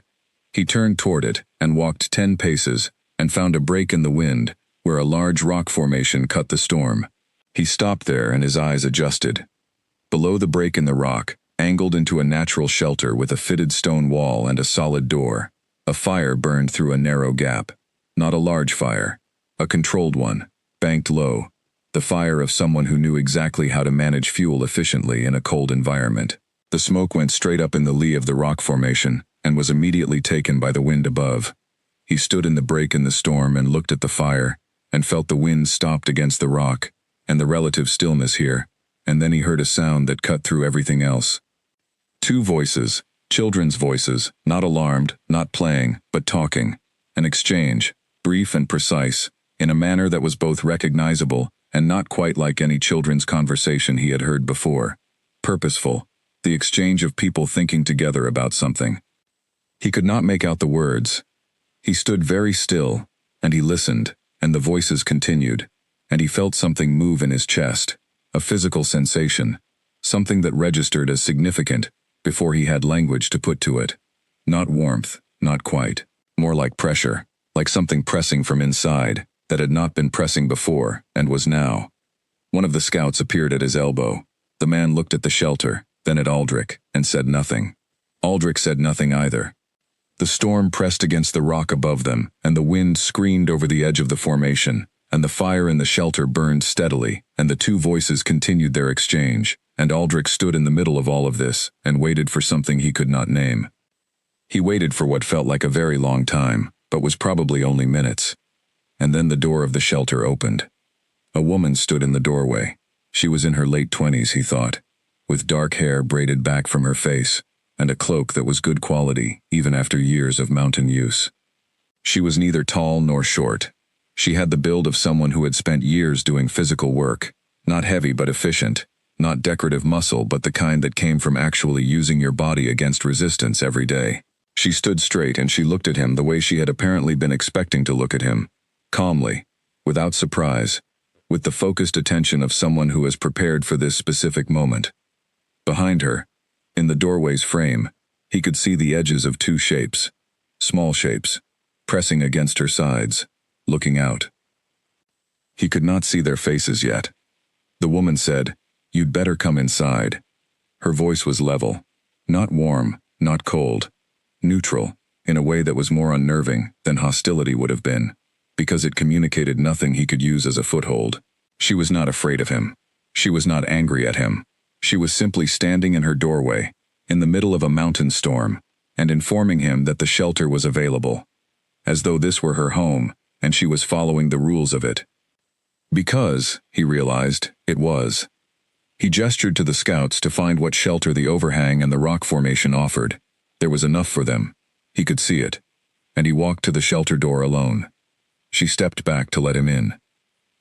The two shapes moved with her, tucking in closer, and as he stepped through the low doorway and straightened on the other side, and his eyes adjusted to the warm dimness of the fire, he saw them fully for the first time. Two boys, pressed against their mother's sides, watching him. He looked at their faces. He looked for a long time. The fire made a small sound. The storm outside was very loud against the rock and the fitted walls and the solid roof. In here it was warm, and the fire was steady, and everything was absolutely still. He was aware, in the way you are sometimes aware of a moment, while you are still inside it, that everything was about to change. The boys looked back at him. They were not afraid. That was the first thing, and it remained striking. They looked at him with the direct, evaluating gaze of people who had been raised to assess situations rather than react to them, and what he read in their faces was not defiance and not welcome, but something more complex: attention. They were looking at him, and they were thinking about what they were seeing, and they had not decided yet what they thought. He had not decided yet either. He was looking at two faces that were simultaneously unfamiliar and absolutely familiar, and the double recognition of the unfamiliar and the known, layered together, was the strangest thing he had felt in years. It was physical. It was in his chest and his hands and the backs of his eyes, and it was not a decision he had made, but something that was simply true.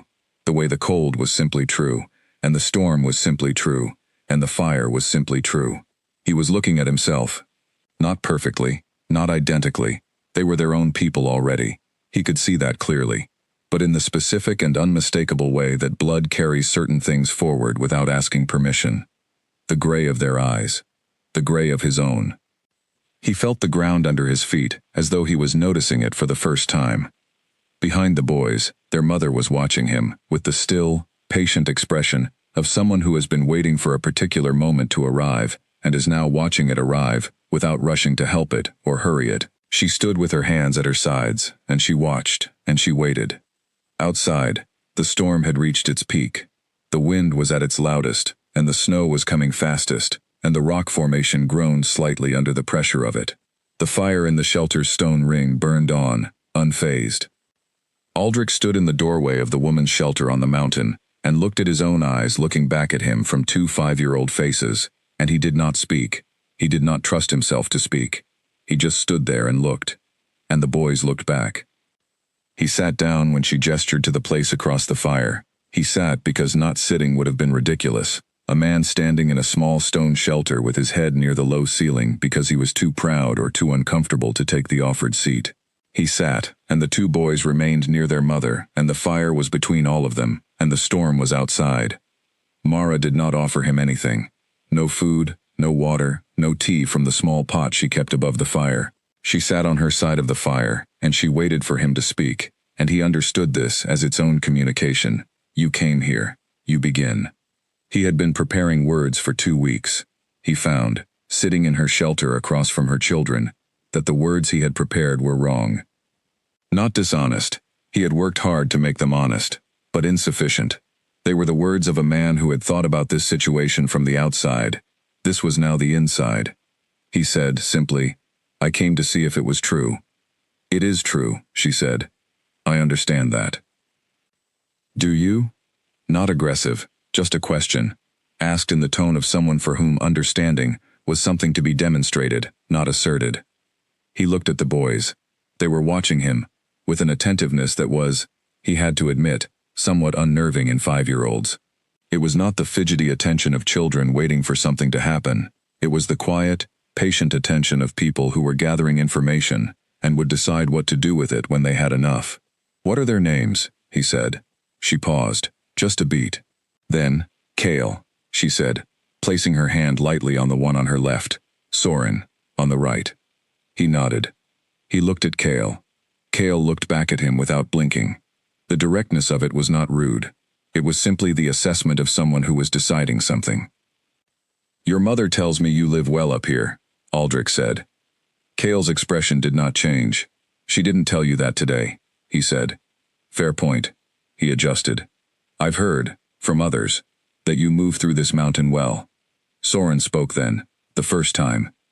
His voice was slightly higher than his brother's, and he turned his face toward Aldrich with the quality of someone asking a genuine question rather than testing anything. How did you find us? A traveler. He saw you in the upper pass and described what he saw to people in the settlement. Soren thought about this. 2 of us were the thing that gave us away. It was not quite a question. Aldrich said, probably, yes. 1 person alone is easier to miss, Soren said. Yes. 2 are different. He glanced at his brother briefly, the private shorthand of a shared thought, and Kale made a small sound that was not a word. Soren turned back to Aldrich. All right, as though he had confirmed something and was filing it away. Mara had been watching all of this. She watched the way she had watched everything in this shelter, completely, without performing her watching, simply doing it. Aldrich turned to her. He had been thinking for 2 weeks about the power dynamics of this conversation, and he had arrived at what he believed was the honest conclusion. She held it. Not because of sentiment, not because of what he owed her, but because she had been here for 5 years, and she understood this territory, both the literal territory of the mountain and the territory of this specific situation. In a way, he did not. He was the visitor. He had to be honest about that. I should have prevented what happened to you, he said. She waited. I signed a decree. I should have looked at more carefully. I did not look at it carefully enough. The system that produced it is one I have maintained, and I am responsible for the outcomes it produces. She was quiet for a moment. He let her be quiet. You're describing your process, she said finally, not what happened to me. He absorbed that. She was right. He had apologized for his administrative failure rather than for what she had experienced. These were different things. He tried again, and this time he did not use the language of process. He said what had actually happened to her. He named it. He named the cold and the night and the boundary stones and the crowd that had watched and not spoken. He named the shelter she had found alone and the winter she had survived alone and what she had done alone.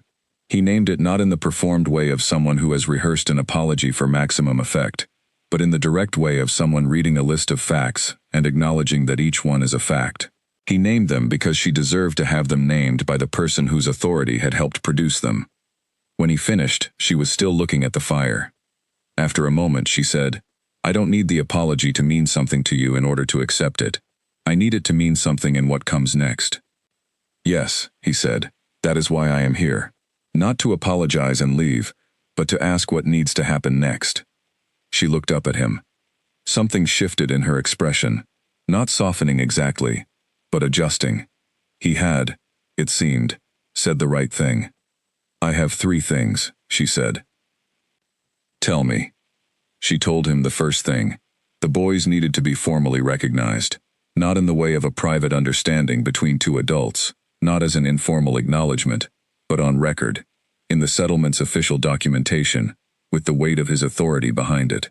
Their parentage needed to be on the record, not because she needed anything from the settlement right now, not because she was looking for material support, but because she was not going to allow her sons to grow up as people who could be argued out of their own history by anyone who wanted to contest it later.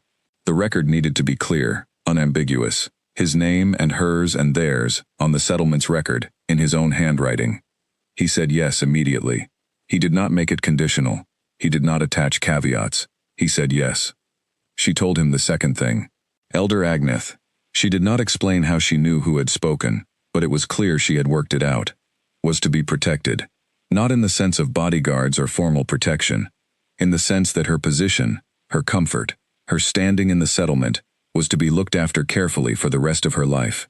The woman had carried something for 5 years, and had known when and how to put it down, and that kind of wisdom and that kind of patience deserved a concrete return. He said yes to this as well. He said it with the tone of someone who would have done it anyway, which she seemed to assess and find acceptable. Then she told him the third thing. I am staying here, she said. He had been expecting this, and had been prepared to argue against it. He had his arguments ready, the impracticality, the isolation, the boy's future needs, the resources she could access below that she could not access up here. He had several well-developed lines of reasoning. He did not use any of them. He did not use them because when she said it, sitting on the other side of the fire in the shelter she had built with her own hands on the mountain that had held her for 5 years, surrounded by the evidence of everything she had made out of nothing, the arguments dissolved. They were correct in a technical sense. They were wrong in every other sense. She had not built a survival situation. She had built a life. He could see the difference between those two things, sitting here, and he was a man who prided himself on seeing the difference between what was technically arguable and what was actually true. I stay, she said. The boys choose, when they are grown, what they do, and where they go, and what they claim. That is their right and their decision, not mine, and not yours. My staying here does not prevent them from going down eventually. It simply keeps this place available as what it is. And what is it? Home, she said, simply. The one nobody gave us. He was quiet for a long moment. Outside, the storm was beginning, very slightly, to lessen. The highest pitch of the wind had dropped by a fraction, which meant the worst of it had passed, and the long, slow diminishment was beginning. Inside the shelter, the fire was the same as it had been since he sat down, controlled, steady, burning with the exact output that a person who knew how to read a fire would sustain. Cale, who had been very quiet during the negotiation, spoke now. He spoke to his mother, not to Aldrich, but he did not lower his voice or turn away, which meant he intended to be heard by everyone. Is he going to agree? He asked. Mara looked at him briefly. Ask him. Cale looked at Aldrich, again, that gaze, direct and still, and processing. Are you going to agree? He said. Aldrich looked at the 5-year-old boy on the other side of the fire, who had his exact eyes, and was asking him, without any softening or performance, a direct question about his intentions. Yes, Aldrich said. All 3 things. All 3 things. Cale held his gaze for another moment. He was checking whether Aldrich was telling the truth, Aldrich realized. He was 5 years old, and he was checking the truth of what a grown man said, with the same focused evaluation he apparently brought to everything on this mountain. And apparently he found what he was looking for, because he gave the single firm nod that his mother had apparently also produced from somewhere in this family, and then he settled back slightly and looked at the fire. Soren said nothing. He had been watching his brother with a look that said he would have followed up differently, with more questions and more context, but that Cale's approach had achieved the necessary result, and there was no reason to add to it. Mara took a long breath. Not relieved exactly. She had been composed throughout, and she remained composed, but with the quality of someone who has moved through the most demanding part of a long piece of work, and is allowing themselves a brief moment to recognize that. Aldrich reached inside his cloak. He carried, out of long habit, a small leather case with paper and a marking tool, the tools he used for the hundreds of small notes and records that the running of a settlement required. He took them out. I can start the documentation now, he said. The official record will be completed when I return to the settlement, but I will write the initial acknowledgement here, in your presence, in my hand, and you will have a copy." Mara looked at the paper and the marking tool. Then she looked at him. "Yes," she said. He wrote. He wrote carefully, taking his time, using the formal language of the settlement's records because this needed to be unambiguous. He named himself.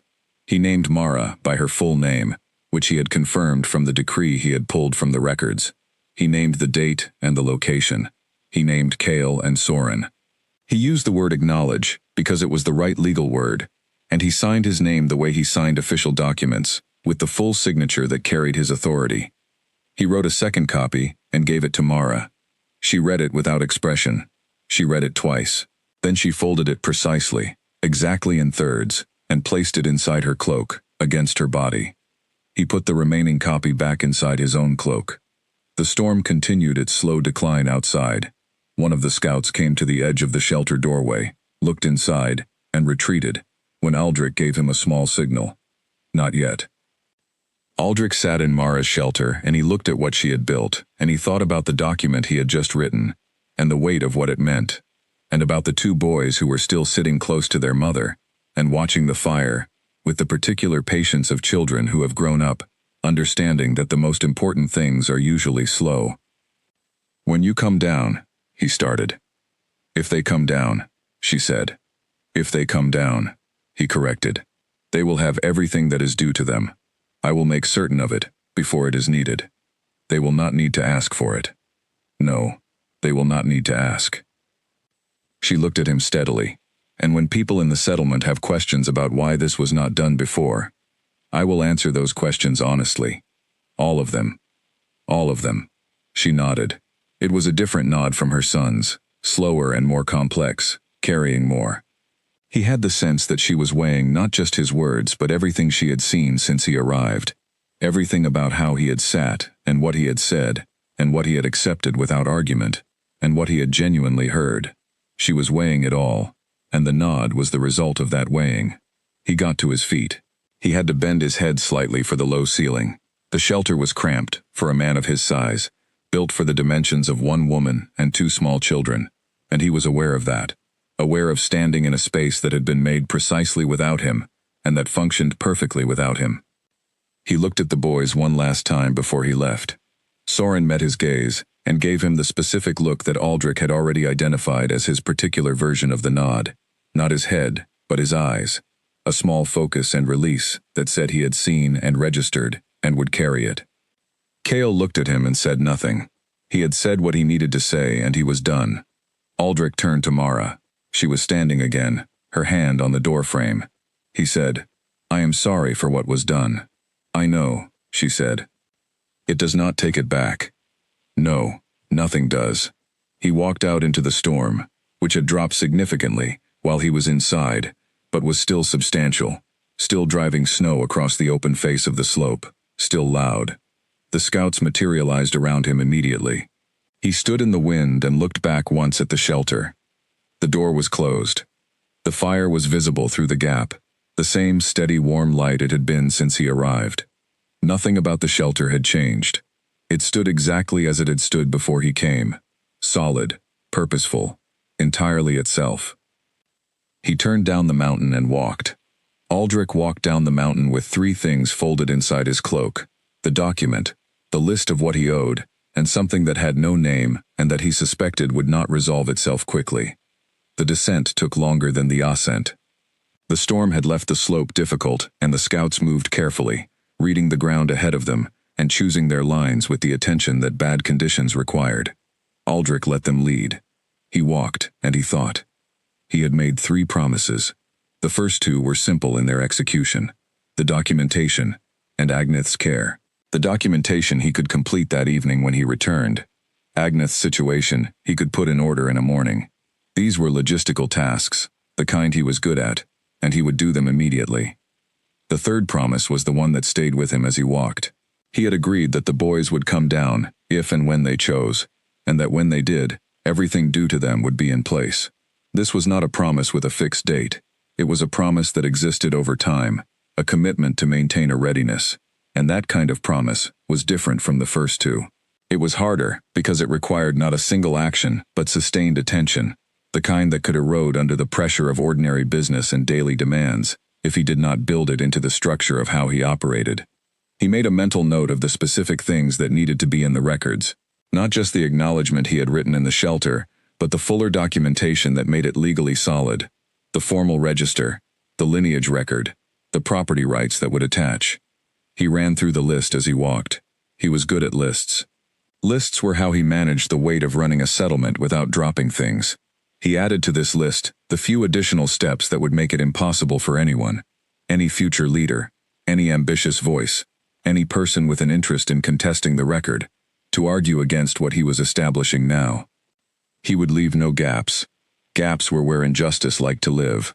The forest closed around him as he descended past the tree line, the familiar smell of pine and cold earth replacing the high, clean air of the upper slope. He breathed it and thought about the woman he had just left, and about what she had built in 5 years of being sent away. He thought about the accuracy of her, the exact way she said what she meant, without decoration, the way she cut through what he offered to what it actually was. He had not expected that. He had expected anger or grief or bitterness, any of the things that 5 years of isolation and injustice might reasonably produce. Instead, he had gotten precision. He had gotten a person who had used 5 years to become more herself, rather than less, and who was now meeting the source of her difficulty with the full force of who she was. He was honest enough with himself to call it what it was. She had handled the meeting better than he had. She had been more prepared, more clear, and more decisive. She had known what she wanted before he arrived, and she had gotten it without conceding anything that mattered to her. He had arrived intending to be generous, and had found himself simply trying to meet her terms, which were not even demanding. She had asked for almost nothing for herself, only for the things that protected her sons, and the woman who had spoken. She had asked for her home. She had refused his arrangement, and chosen her own. He respected this in a way he had not expected. He had expected to come down the mountain feeling like a man who had done a good thing. Instead, he felt like a man who had been accurately assessed, and had not failed the assessment by enough of a margin to be ashamed. He arrived at the settlement as the last light was going out of the sky. The gate guard opened without comment. The settlement was in its evening phase. Smoke from chimneys, the warm light from windows, the sounds of people in the end of their ordinary days. He walked through it directly to his house, and went inside without stopping. He sat at his desk and completed the documentation that night. He wrote the full register entry first, careful and complete, using the formal language that the settlement's records required, and leaving nothing ambiguous. He named Mara by her complete name, and included the date of her banishment, and the date of the decree's signing, which was his own name at the bottom. He named Kale and Soren. He wrote their birth date, as near as he could calculate it from Mara's time on the mountain. He wrote their status in plain language. He signed it with the full authority of his position, and he dated it with today's date. He wrote a second document that would travel to the settlement's senior elder council, informing them of the formal acknowledgement and requiring their recorded witnesses. He wrote it with the particular tone he used for communications that were not requests. This was what was happening. This was now the record. He sat back and read both documents twice. Then he pulled a third piece of paper toward him, and wrote a personal letter to Agneth. He did not explain how he knew what she had done, or describe the conversation with Mara. He simply told her that her position was secure, and that he was grateful for what she had contributed, and that he intended to see to her comfort personally for the rest of her life. He was deliberate about the word grateful. He meant it, and he wanted her to know he meant it. She had done something difficult and wise, and she deserved to have it named. He sent the letters the next morning, very early, before the settlement was fully awake. The Elder Council's response came by midday. They acknowledged the documentation. 2 of the 3 senior elders added their formal witness signatures without commentary. The third, a man named Bertram, who had always been the most politically cautious of the 3, added a short note in the margin of his signature that said simply, "It is right that this is on the record." Aldrich read this 3 times, because Bertram was not someone who wrote things he did not mean, and the simplicity of it carried more weight than a longer endorsement would have. Then came the thing he had been waiting for, and dreading, the settlement's awareness. It spread the way news spread in a contained community, which was quickly and in every direction at once. He did not know the exact mechanism. Someone had seen the scouts leave, or Agneth had said something to someone who said something to someone. or the council members had talked in ways that reached beyond the council.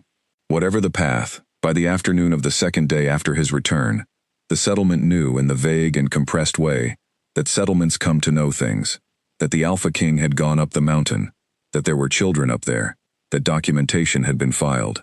The exact nature of the documentation was not widely known.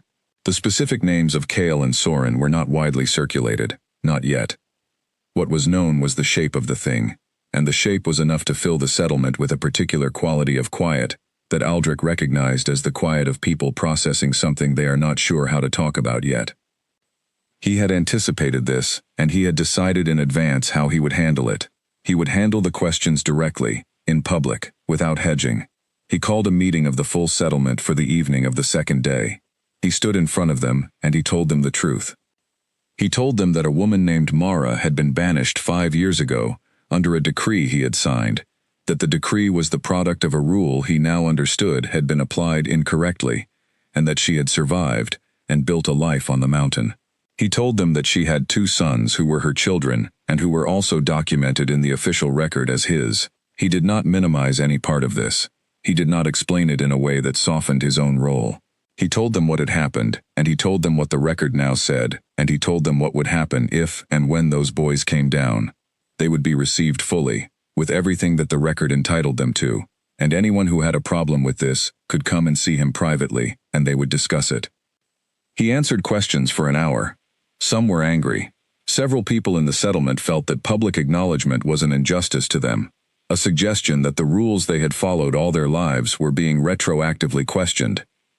He listened to this and he said that he understood the discomfort and that the rules were not being discarded, that this was a specific situation involving a specific error. He did not promise that the settlement's rules would change. He said that specific errors required specific correction, and this was the correction. Some were sad. A few people who had known Mara, who had eaten at the same tables and borrowed salt and stood in the crowd the night she crossed the boundary line, came to him privately afterward with faces that he recognized. The faces of people who have been carrying something for 5 years and have not had a place to put it. He let them tell him what they remembered. He listened without interruption. Some were something more complicated, people who understood the full shape of what had happened, and who were sitting with it, in the same way he had been sitting with it, turning it over, and finding it uncomfortable, and finding that the discomfort was correct. These were the people he trusted most. Discomfort in the face of real things was a sign of a functioning conscience, and he needed people with functioning consciences around him. Agneth came to see him on the 3rd day. She knocked on the door of his study, and came in, and sat in the chair across from his desk, with the composed ease of a woman who had sat in difficult chairs across from difficult men for many decades, and found none of them particularly intimidating. "I hear it went well," she said. "I would not use the word well," he said. "Correctly then. That is better." She nodded. She held her ground. She held everything. Agneth was quiet for a moment, in the way of someone who is choosing whether to say the next thing. "She is her mother's daughter," she said finally. "I knew her mother well. A woman who understood that keeping yourself intact through difficulty is the work, not the preliminary to the work. That what you become in the hard times is what you actually are." She paused again. Mara became herself up there. I am glad she had the chance. Aldrich thought about the shelter, and the fire, and the document he had written on the floor of a mountain home that had not been made for him. He thought about Kale's single nod and Soren's question about being 2 rather than 1. "So am I," he said. Agneth rose from the chair, with the careful motion of someone whose joints had opinions about cold mornings. She was moving toward the door when she stopped and turned back. "They will come down eventually," she said, "when they are ready. I know. They are going to be something this settlement has not seen before." He looked at her. He thought about the 2 boys in the shelter, the stillness of them, the particular quality of their attention, the way they had already, at 5 years old, moved through the most important conversation he had had in years, without being overwhelmed by it. Agneth left, and he sat alone in his study.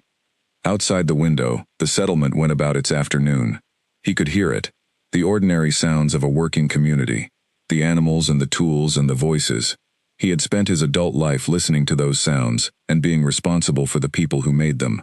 He was still responsible for them. Nothing about that had changed.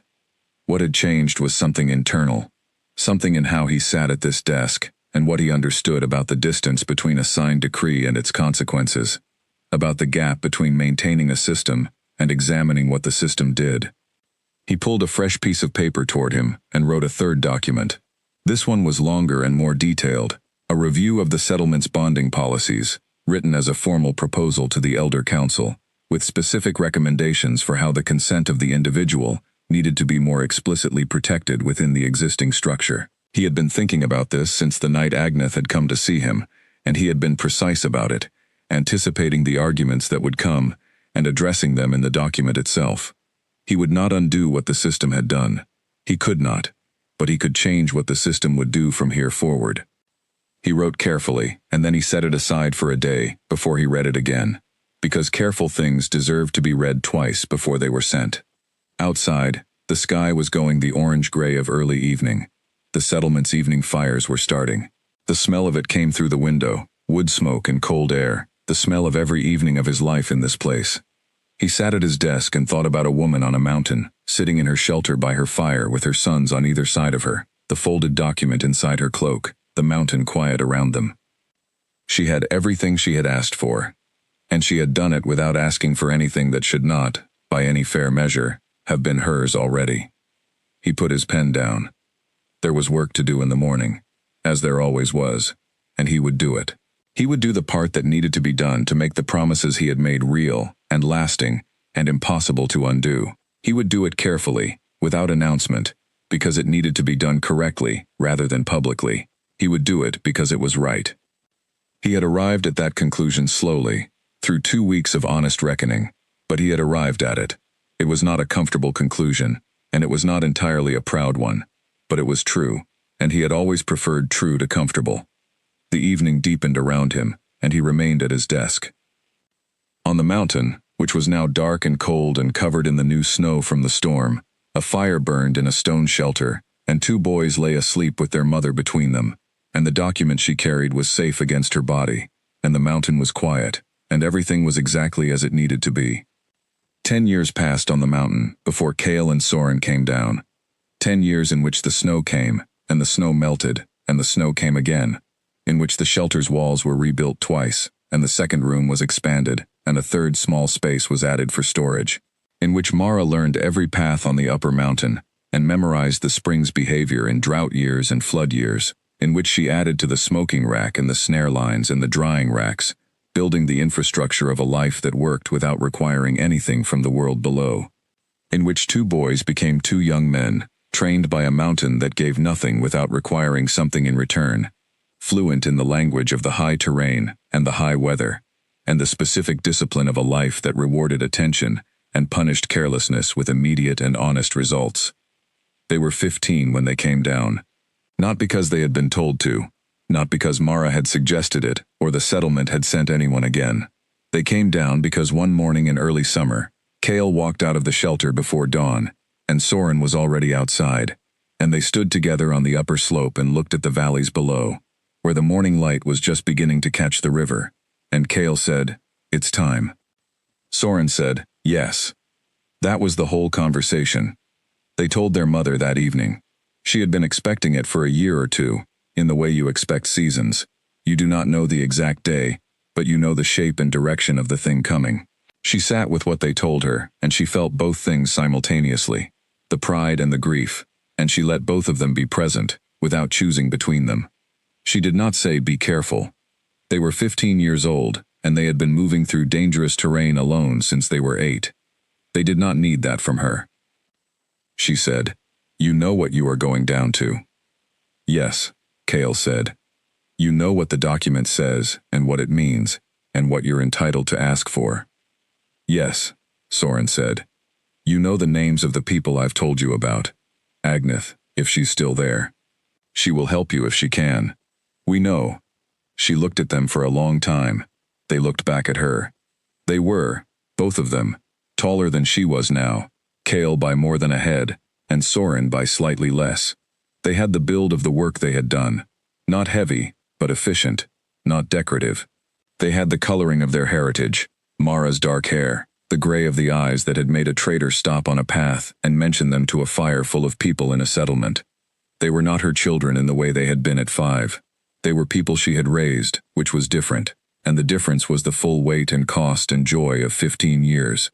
She had given them everything she had, and they had taken it, and added to it things she had not been able to give, things the mountain had given directly, and what stood before her now was the result. 2 specific and completed people, ready for the thing they had been becoming since the night they were born. "Come back when you need the mountain," she said. "The mountain will be here," Cale said. "So will I." They left the next morning, early, with the light just starting to gray the sky. She watched them go from the shelter doorway, and let them go without following, the way she had let them go without following when they began to run ahead of her on the high paths at 8 years old. You hold on, and then you hold differently, and then you let the holding be something that exists regardless of proximity. That was the truest thing she knew about raising people. She turned back into the shelter, and she put the fire in order, and she started her day. They moved down through the trees quickly. Neither of them spoke. They had said what needed to be said the night before, going over the information Mara had given them about the settlement, organizing what they knew into a structure they could use. Now the talking was done, and there was only the movement. Cale noticed, somewhere in the middle section of the slope, that the mountain felt different underfoot. Not the terrain. He knew every foot of this slope better than he knew anything else in his life. The intention was different. He was not moving through the mountain. He was moving past it, toward something beyond it, and the mountain did not change to accommodate this. It remained exactly itself. He thought that was right. Soren, ahead of him by 20 yards, was moving with the particular quality he had always had in terrain he knew. That slipping into landscape quality that had never fully left him even as he grew and his body changed. He still became part of what he moved through. He would lose that, Cale suspected, in the valley. In among the buildings and the people and the contained spaces of a settlement. He would become visible in a way the mountain had never required of him. Cale wondered how long it would take him to adjust. He wondered how long it would take himself. They reached the lower forest, where the trees changed from the high pines to the broader mixed growth of the valley's edge, and the air changed with it, warmer, heavier, carrying the smells of wet earth and things growing without the high cold overlay of the mountain. They walked through this for an hour, adjusting to the different ground underfoot, and then they were at the river that marked the settlement's boundary. They stood on the bank, and looked at the water, and looked at each other. "Ready?" Soren said. "Yes," Cale said. They crossed. The gate guard saw them from a distance, and did not know what to make of what he was seeing. 2 young men coming from the direction of the river, from the mountainside, not from the road. Not dressed for trading, not carrying goods, dressed practically, in leather that was well made, but not settlement made, moving in a way that was not threatening, but was not deferential either, not looking around them with the curious eyes of visitors, looking ahead. He let them come. They came all the way to the gate before anyone stopped them, and the person who stopped them was a second guard who stepped out of the gate structure with his hand up in the universal gesture of wait. "Where are you from?" the guard said. Teal looked at him. "We're from the mountain," he said. Something shifted in the guard's face. The mountain was not an answer people gave to that question. The mountain was where the settlement's grain fields ended, and the wolf country began, where sensible people did not go, and certainly did not come from. "Looking for someone," the guard said. "We're looking for the elder called Agneth," Soren said, "or for the Alpha King. We have business with both of them." The guard looked at them more carefully. He looked at their faces. He was a man who had been standing at this gate for several years, and he had seen many faces come through it, and these 2 faces had the particular quality of something he recognized without being able to immediately name. He let them in. Word moved through the settlement the way it had moved before, in all directions at once, carried by the quick invisible channels of a community that knew itself well. 2 young men, from the mountain, gray eyes, both of them, standing at the gate asking for Agneth and the Alpha King, moving through the main yard now, unhurried, looking neither right nor left but seeing everything. The settlement stopped what it was doing, and looked. Not all at once. In the way a crowd pays attention to something, gradually, heads turning, conversations pausing, people drifting toward windows and doorways. The news arrived in each person before they saw the boys, so that when they did see them, they were already prepared for what they were seeing to mean something. Agneth was in her house when a neighbor knocked on her door and told her quickly, without preamble, "There are 2 young men in the yard asking for you." She put down what she was holding. She was 80 years old, and she moved more slowly than she had 10 years ago, but she moved with the same deliberate attention she had always moved with, not wasting any motion. She put on her cloak. She went outside. She saw them from the end of the lane. She stopped walking. She stood where she was, and she looked at them for a moment. These 2 people she was seeing for the first time, but knowing already by every piece of information she had assembled over a decade. She let herself feel the full weight of seeing them here, in this yard, in this settlement, after everything. Then she walked toward them. Soren saw her first. He turned and looked at her, and she saw him read her, the way people who grow up paying attention read everything, quickly, completely, and without performing the reading. He saw what she was to this story. She could tell he saw it. "Elder Agneth," he said. "Yes," she said. "Our mother spoke of you." "I knew her mother," Agneth said, "and I tried to know her, as much as she allowed, from a distance." She looked from Soren to Kale and back. "You are what she built," she said. It was not a compliment exactly. It was a recognition. "Yes," Kale said. "She is well?" "She is well." Agneth nodded. She had what she needed from that exchange, and did not add to it unnecessarily. She turned slightly and looked across the yard to where a figure had appeared in the doorway of the largest house, a man in his late 40s with a broad face and dark hair going gray at the edges, standing in the door of his house and looking at the yard with an expression that was too distant to read clearly from here. She looked back at the boys. "He's seen you," she said. "Yes," Soren said. He had clearly already located Aldrich. "Do you know what you want to say to him?" A brief pause. Something passed between the brothers, not visible to anyone watching but felt by Agneth, who had spent 80 years being attentive. "We know what we want," Kale said. "The saying of it will take care of itself." Agneth thought that was probably exactly right. They walked across the yard. The settlement watched them go.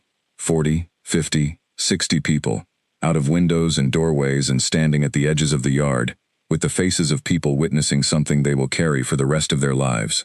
The yard was wide, and the morning was clear, and the boys walked through the middle of it without hurrying. Side by side, their stride matched without needing to match it, because they had been walking beside each other since before they could walk, and the matching was no longer something they did, but simply something they were. Aldrich stepped out of the doorway to meet them. He did not wait inside. He had been waiting inside for 10 years, in the sense of maintaining and preparing and completing the record, and now they were here, and he came out to meet them in the yard with the open sky above them, which seemed to him the correct way. He stopped in front of them. He looked at them. They looked back.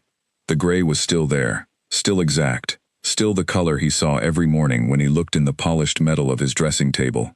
They were 15, and already almost the height he was, and they had the bodies of people who had never been still when the mountain offered them something to do, and they wore their mountain clothes in the main yard of the settlement without any apology for how they looked in them. They were their mothers. That was the first thing. He could see Mara in the line of them, in the way they held themselves, in the particular quality of their attention and the stillness underneath it. She had given them that. The mountain had given them the rest. They were his too, in the way blood is, the way you cannot look at 2 storm gray-eyed faces and not see the thing you carry in your own face looking back at you. He said nothing for a moment, neither did they. Then Kale said, not unkindly but without any cushioning, "We've read the document." "Good," Aldrich said. "It's in order," Soren said. "We checked what it should say, and it says it. I tried to make certain of that." Another pause. The settlement was watching, all of it, every person in the yard and at the windows and at the edges, and none of them were speaking. "We're not here to claim anything today," Kale said. "We came to see the place, and to let the place see us." Aldrich heard the shape of what was being said. He nodded. "And to tell you," Soren added, and his voice had a quality in it, quieter than his brother's, that carried something he was choosing to give, and did not have to give, that she is not waiting for anything from you. She doesn't need you to fix it, or feel it differently than you do. She built what she built, and she is living in it, and it is exactly what she chose. She asked us to say that if the question came up, it has come up. Aldrich held that. Thank you, he said. He meant both the message and the act of delivering it. Cale looked at the yard around them, at the people watching, at the settlement's buildings, and its fences, and its ordinary domestic architecture. He looked at all of it with the eyes of someone seeing it for the first time, and comparing it to something he has known his whole life. We'll walk around, he said. We want to see it. Of course, Aldrich said. They walked. The settlement watched them walk, two young men from the mountain, moving through the lanes and past the buildings, and along the riverbank, with the unhurried confidence of people who are not asking permission to be somewhere, who do not need to be granted the space they take up. People spoke to them. Hesitantly at first, then more naturally. People who had known Mara asked about her and received direct, honest answers. Children who had heard the story, the children's version, the way stories simplify and heighten, looked at them with wide eyes and were not disappointed by what they found.